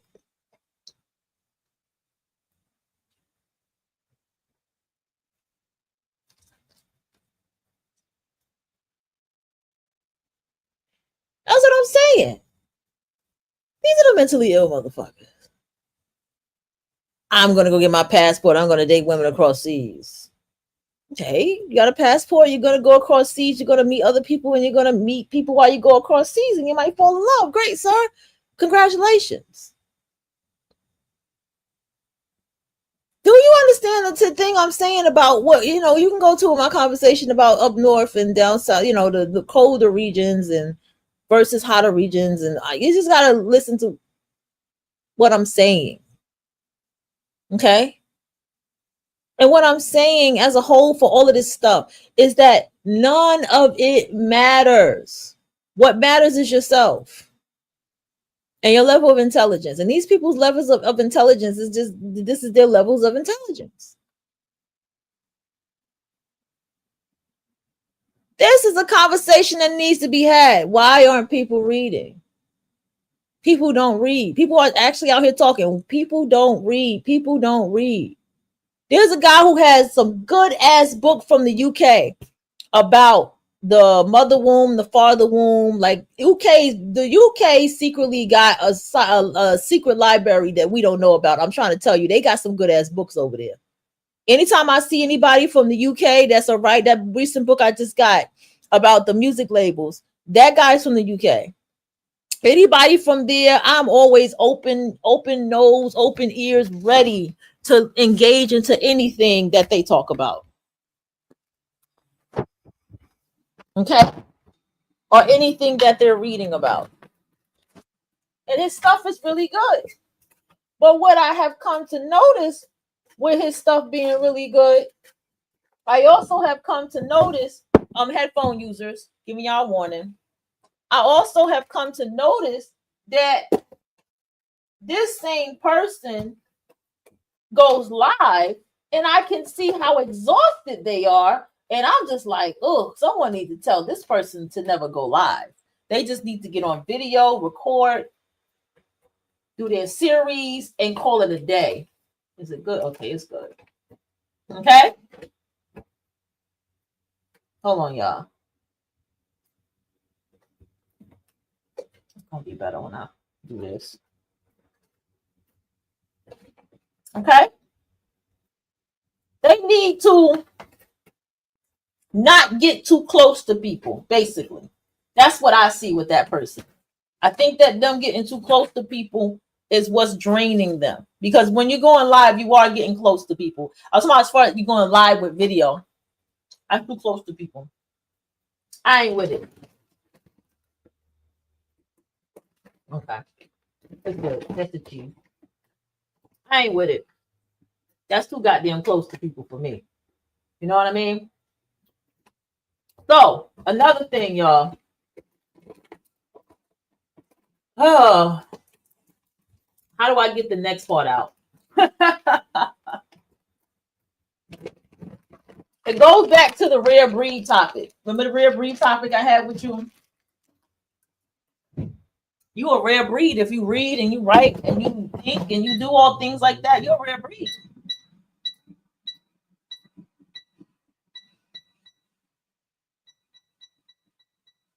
Headphone users, my bad. I think 15 might be a little too much. I'm gonna go for 12. Headphone users. You need to understand that. But we're gonna, after I finish this, what I'm doing, we're going to get into why don't people read?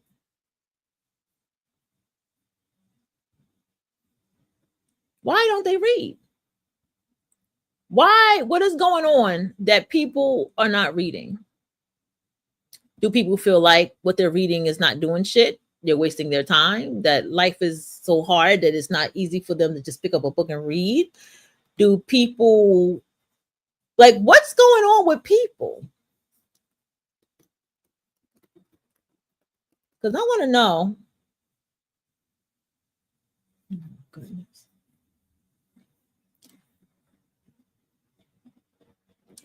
Okay, so we got Lollipop. This is a good one for you to look at too, because there's a particular channel that I go on, and this particular channel that I go on is a channel of the books I told you down to more than an hour. Book Bite Wave. They're really good.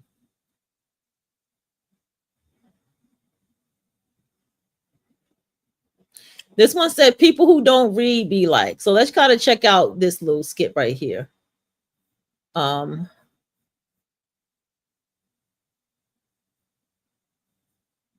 go ahead and check out this skit. Oh man, I gotta transfer everything to my new phone. Oh, don't stress, I'll help you. Thanks, Dan. No biggie. It's as easy as ABC. It is? Yeah. Cool. What does that mean? You've never heard that expression? No. It just means it's very easy. Wow, okay. Why do you look confused? I just don't understand the reference. The reference to ABC? Yeah, ABC, the first 3 letters in the alphabet. Steph? I'm done with him. I'm done with him. I ain't even gonna go into it. I ain't ready for this. He playing too much. Okay, why people don't read anymore? He looked like he about to cry. Okay, she said, why do you buy books that you don't read? Okay, we're gonna go ahead and play Jared Henderson. I'm going to forward the audio for copyright reasons. And hold on, y'all. You gotta do our theme music, baby. Hopefully the theme music is not too loud over him speaking. Let me see what music I'm gonna play. Students with ADHD save 10 hours studying with this Chrome extension. But no, by all means, go ahead, skip the ad, save a few seconds. I have to do. Hold on, y'all.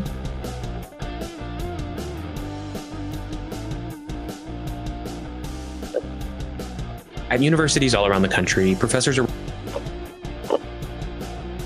Alright. What's this one? Y'all know I always play the same song. Hold on, y'all. Acoustic cinematic. That's kind of right. I think that's sad.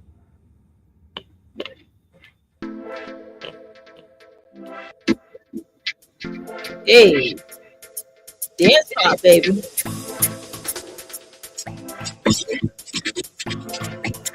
All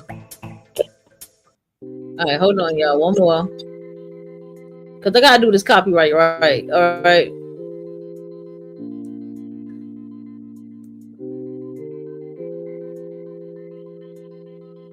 All right, so I'm gonna speed them up a little bit.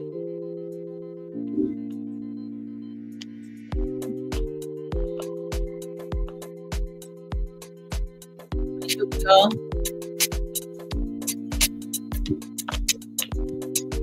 Right, that's what I'm talking about. All right, we're gonna speed them up a little bit.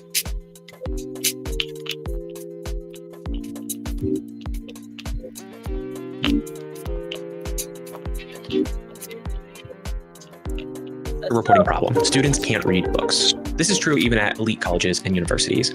In one required class at Columbia, students are often expected to read about a book a week. But in the past couple of years, students have started telling their professors that they can't do it. One student told a professor that she had never been required to read an entire book. This is part of a larger trend. People aren't reading anymore. This is true for men and women, people who went to college and people who didn't.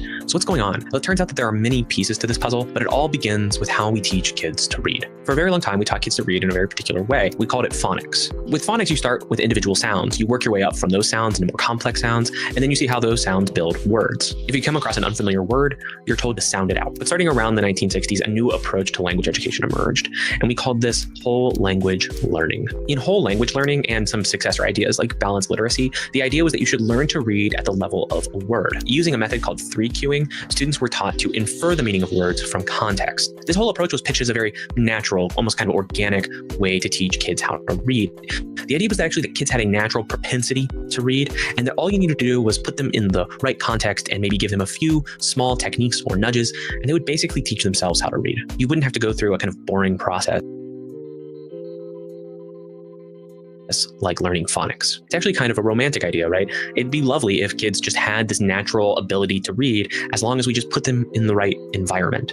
And it makes reading feel more like an art than a science. The only problem is that whole language learning didn't work. Literacy rates fell, and in the countries which had adopted whole language learning, that would be parts of the United States, Canada, the UK, New Zealand, Australia, more and more kids weren't able to read at grade level. It was a systemic failure of education systems across multiple countries. And if we're trying to explain why people don't read anymore, well, this has to be part of the story. If you weren't taught how to read properly, reading is never going to be something that you do for fun. It's never going to be pleasurable. It's going to feel really difficult and like a lot of work. And so if more and more people find reading difficult, then they're just going to stop reading. Now, whole language learning and balanced literacy, these were never uncontested ideas. Despite the fact that they were adopted in so many countries, there were always people who were pushing back.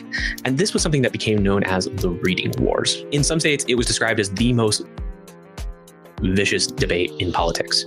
Journalists and scientists have been reporting on the damaging effects of whole language learning, and actually, we might be able to say that COVID-19 is going to lead to a change in how kids learn to read. Because during the pandemic, when more kids were learning at home, their parents got to see how ineffective whole language learning really was, and that added a lot of political will to solving the problem. More and more states and even countries are bringing back phonics into their reading programs. And while some of the insights from whole language learning might stay in the classroom, at least kids are going to be learning those basic building blocks, which the data do seem to indicate actually would help them. So maybe we'll see a turn in the future where more people want to read for pleasure again. For the students who were never taught phonics, though, much of the damage is already done, and I don't know how to fix that problem. Now, this is speculation, but I would be willing to bet that kids who make it into a school like Columbia or other elite universities are probably able to read at grade level, but they were still telling their professors that they didn't feel capable of reading a book in even a week. And these are kids, remember, who are mostly full-time students. They have a lot of free time, and actually their studies should be their main focus. So just pointing out sort of the disastrous effects of whole language learning isn't going to adequately explain why fewer people are reading. But part of the explanation does still seem to come from the way that these kids were taught in school. And it has to do with education reforms, most infamously things like No Child Left Behind and Common Core. Those are at least the names for education reforms in the United States. Other Other countries have different systems. I'm not talking about those here. The push to reform education in the United States emphasized two things: informational text and standardized testing. When students were being taught how to engage with the text, they were learning how to extract information from it. You would even see people say that books were outdated and that we needed to teach kids about the text that they would actually encounter in real life, like articles or web pages. So as an exercise, a student might be presented with an excerpt from a longer text. They would be asked to analyze the argument or talk about what evidence was presented in the text, or even what the thesis statement was. And a lot of this would happen in English classes, where traditionally you would be first exposed to reading longer and more difficult books. So instead of learning things like analyzing symbolism or theme, or being able to practice your close reading of text, you were mostly focused on extracting information from those excerpts. Doing that traditional English stuff like close reading builds something that we could call your reading stamina. And when a student who is fully capable of reading says that they can't read a whole book in a week, it's likely because they haven't had a chance to develop their reading stamina. In fact, some professors and teachers, even in high schools or middle schools, say that kids' reading stamina has been declining steadily over the years as well. If you're trying to build your reading stamina, one of the things you can do is just read books. Just sit down and try to see how many pages you can get through before you have to go and do something else. But students increasingly aren't actually being given those opportunities in the classroom or even in assignments. In one survey, only 17% of educators said that they were teaching primarily with whole text. So when it comes to those students at elite colleges and universities, or even just colleges and universities in general, who say that they can't read a whole book, I think it has more to do with this than it does with problems with whole language learning. I think this is the better explanation for why students at Columbia or other great universities aren't able to read whole books. These students were able to get into some of the best colleges and universities in the world, but they were never taught how to be great readers.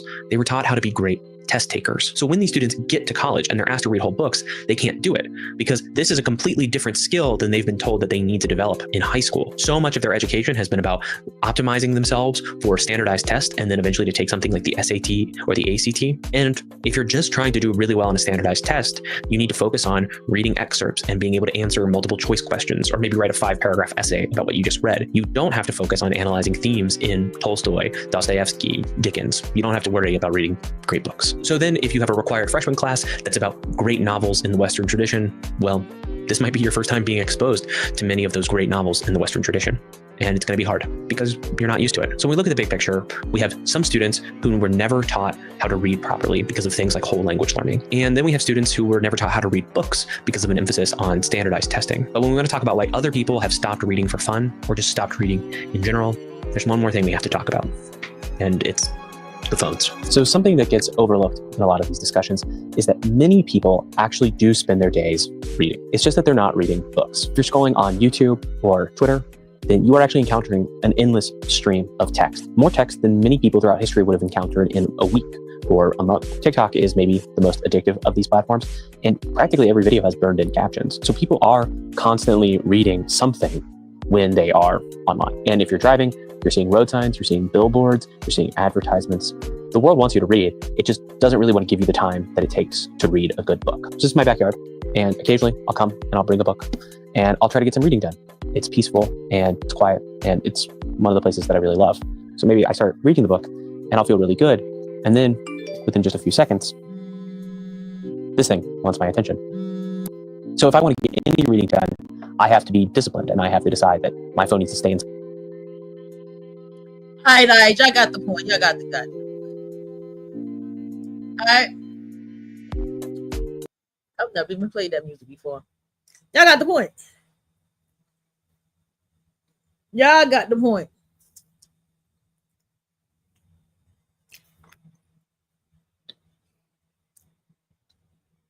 Okay.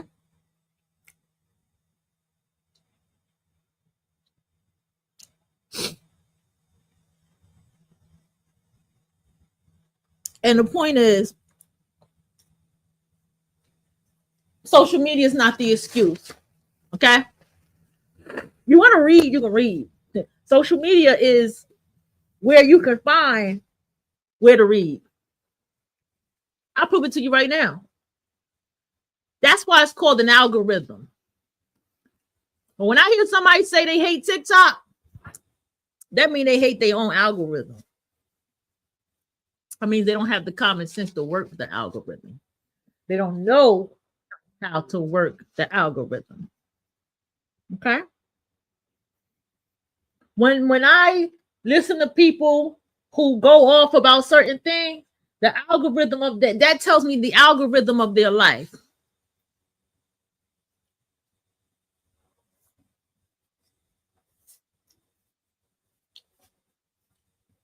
It's that simple. I think it's really that simple. I don't think it's that damn deep.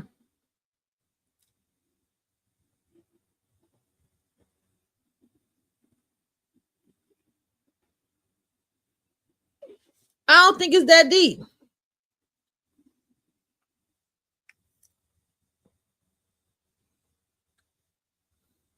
I also feel like, how do I say this?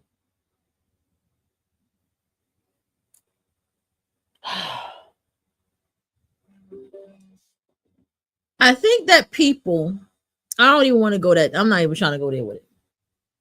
I want to focus on y'all. All right. That's what I want to do. I want to focus on y'all. All right. Because we can people all day. What I want y'all who are listening to this, who are experiencing this, to understand. Number one, environment is key. Okay. Environment is a part of the vibration. Understand that who you associate with is key, because that's a part of your vibration. What you choose to engage with daily is key. That's a part of your vibration. When I'm in a resting mode, I indulge in true crime stories. When I'm in resting mode. When I'm in focus mode, I indulge in a lot of books. But that's something I do all the time anyway, but I'm doing it more. When I'm in learning mode, it's the same thing. I indulge in some books or I watch something. Sometimes I just sit down and just watch something. Watch a playlist. Fall asleep to it in my subconscious or just watch it and learn from it and maybe even do what I see. But these things are all alignment. And I pay attention to myself when other people are around me. Okay?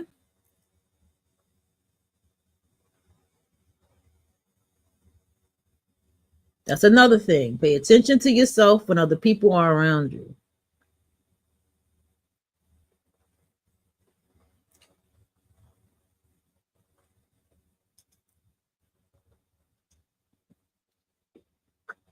Another thing.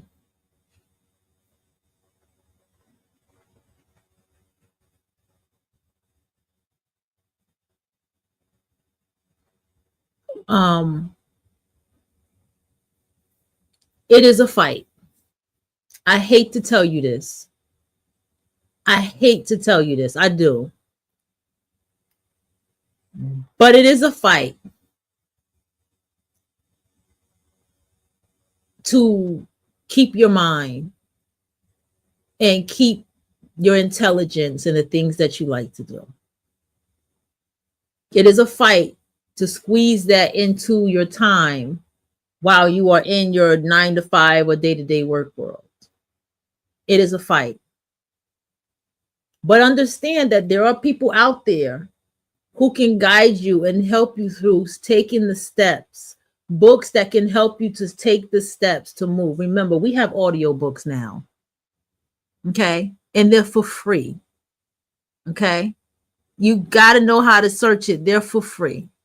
And I'm still someone who will purchase a book on Audible. Why? Because I get the book, I get the PDF, and the book is completely mine. And I think you can go through you can highlight and everything inside of the PDF. So I will still go, and then I still have a subscription. So with my subscription, I can turn around and what's the name? I can I can get the points and get free books. But either way, and you can download the book too. Okay. So you have that. So I have that in my possession as my actual book.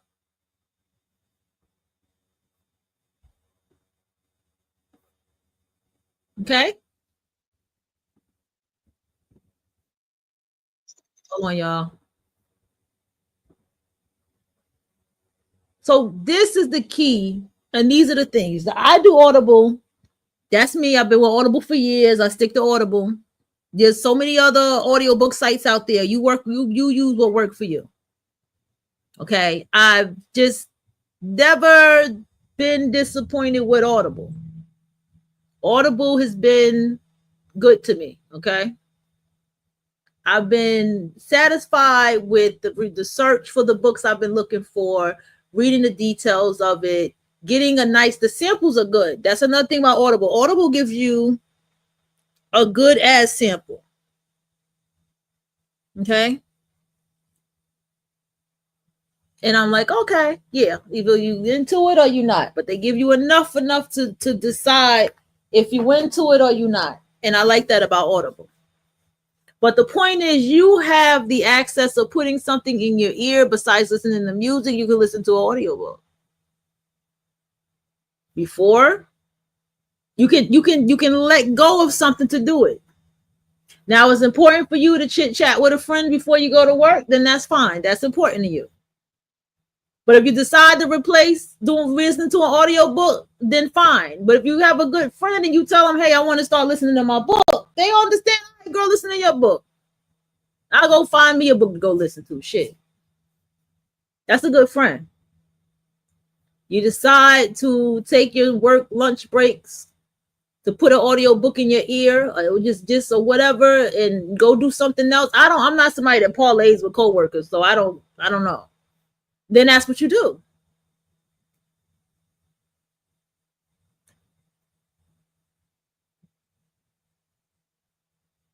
That's what you do. You have to be willing to put the time into what you want. You have to find a slot, even if that slot is 30 minutes, even that slot is 45 minutes, even if that slot is 10 minutes, whatever little time you can find into that slot, trust me, it adds up. Because as it adds up, you begin to put more time into the other. But when I'm doing my dishes, I'm listening to this audiobook. When I'm in this kitchen, when I'm cooking, I'm listening to this audiobook. When I'm in the shower, because nowadays you can go anywhere and get something that's playing in the shower while you're listening, because you can play music in the shower, so therefore something you can listen to in the shower. And I can listen to these audiobooks. All these different things to squeeze some time into something that you want to do. Even if the time is to learn how to sew or knit or crochet, there are plenty of sites. Go to craftsy.com. Plenty of sites to help you. And I'm sure there's more sites than Craftsy. Plenty of sites that you can go to teach you how to do that. Whatever it is that you're choosing to do, you're going to put a little time in it. I don't talk too much. It's past 2 hours. I was not supposed to talk like this. But the reason is I appreciate all of you. The questions and playing the videos and answering your questions, like I just said, answering your questions and stuff. I appreciate it. And I really do. And I appreciate y'all, though. Y'all who listen to me, y'all who be in the background, y'all know who y'all are. I appreciate y'all because, like I said, I'm moving over to another platform, and it's going to be for you guys in the way of something educational, something useful, something that you can apply to your life, to yourself, that you can listen to me and make a full comment to me, and it won't be no crazy back and forth. This is the space that I'm building, okay, for myself, because I am not taking YouTube serious anymore. Okay, I have figured out what YouTube is. Okay, I figured out what YouTube is. YouTube is for entertainment and for them to control the narrative to how they be super smart. They want YouTube to continue to be Trump versus this and that. That's why you have all these people in Africa talking about all this racism stuff and stuff in America. I'm like, where did all these Africans come from with these channels just focused on what the hell's coming over here in America? What's going on? That's what YouTube wants. Put in colorful names like B and then the black heart and then W and putting the white heart. YouTube want, that, they want all of that.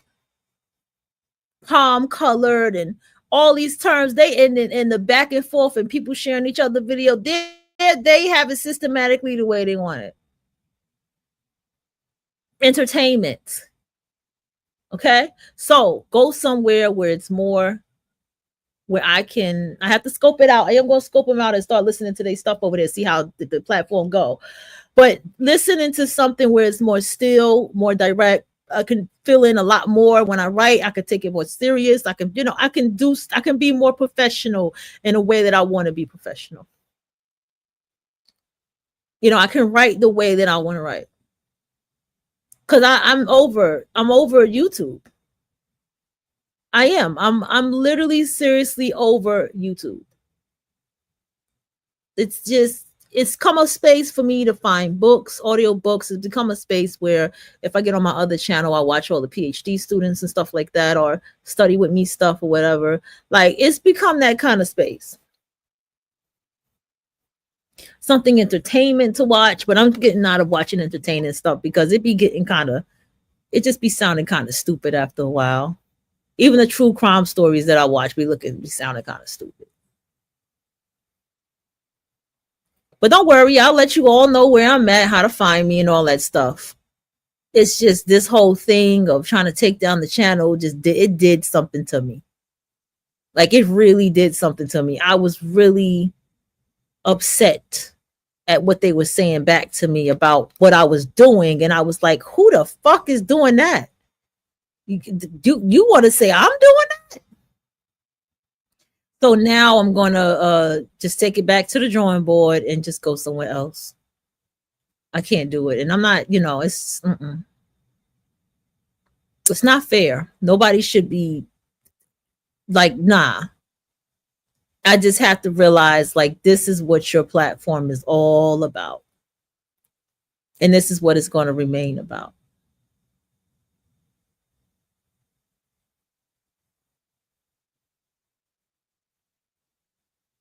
Yep. That's why the radio show is dead. That's why it's all about blogs and podcasts. Not blogs, excuse me, podcasts. The radio show era is dead. The entertaining and the giggling and the laughing and the ha ha ha ha on the show and all of that is dead. Playing music and bombs and all kind of stuff, presenting your show, all of that is dead.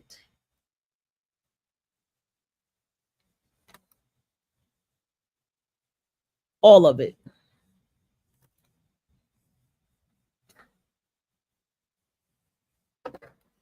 All right. Okay. I'm going to get up out of here, y'all. Y'all enjoy yourself. Y'all enjoy your day. I hope I helped you out to at least get an audio book started today. Just type in audio book on and just an audio book and whatever, like exactly the topic that you're looking for, and it'll pop up, I'm not sponsored for Audible, but I guess I could drop a link or something for Audible. I don't fucking know. I just feel like, hey guys, keep remaining who you are. Keep doing what you do. Don't let this world ever make you feel otherwise. Don't let the stupid people in this world dumb you down. You keep remaining intelligent. You keep wanting to improve your brain and your discipline and consistency, whatever it is that you choose to endear. Or even if you decide to read a romance or a thriller, that's cool too. That's awesome. But anything that you're doing to elevate and feed your mind, I think that is a great thing. That's all I'm telling you. And if you're an artist, definitely keep reading your mind and keep making art and keep creating and never stop creating. And the moment you're around somebody that you don't feel like you can create around, that's a toxic person in your life. And you need to look into that. You got to fight harder to get through that. Okay? All right, y'all. I'm really out of here this time. Thank you for tuning in.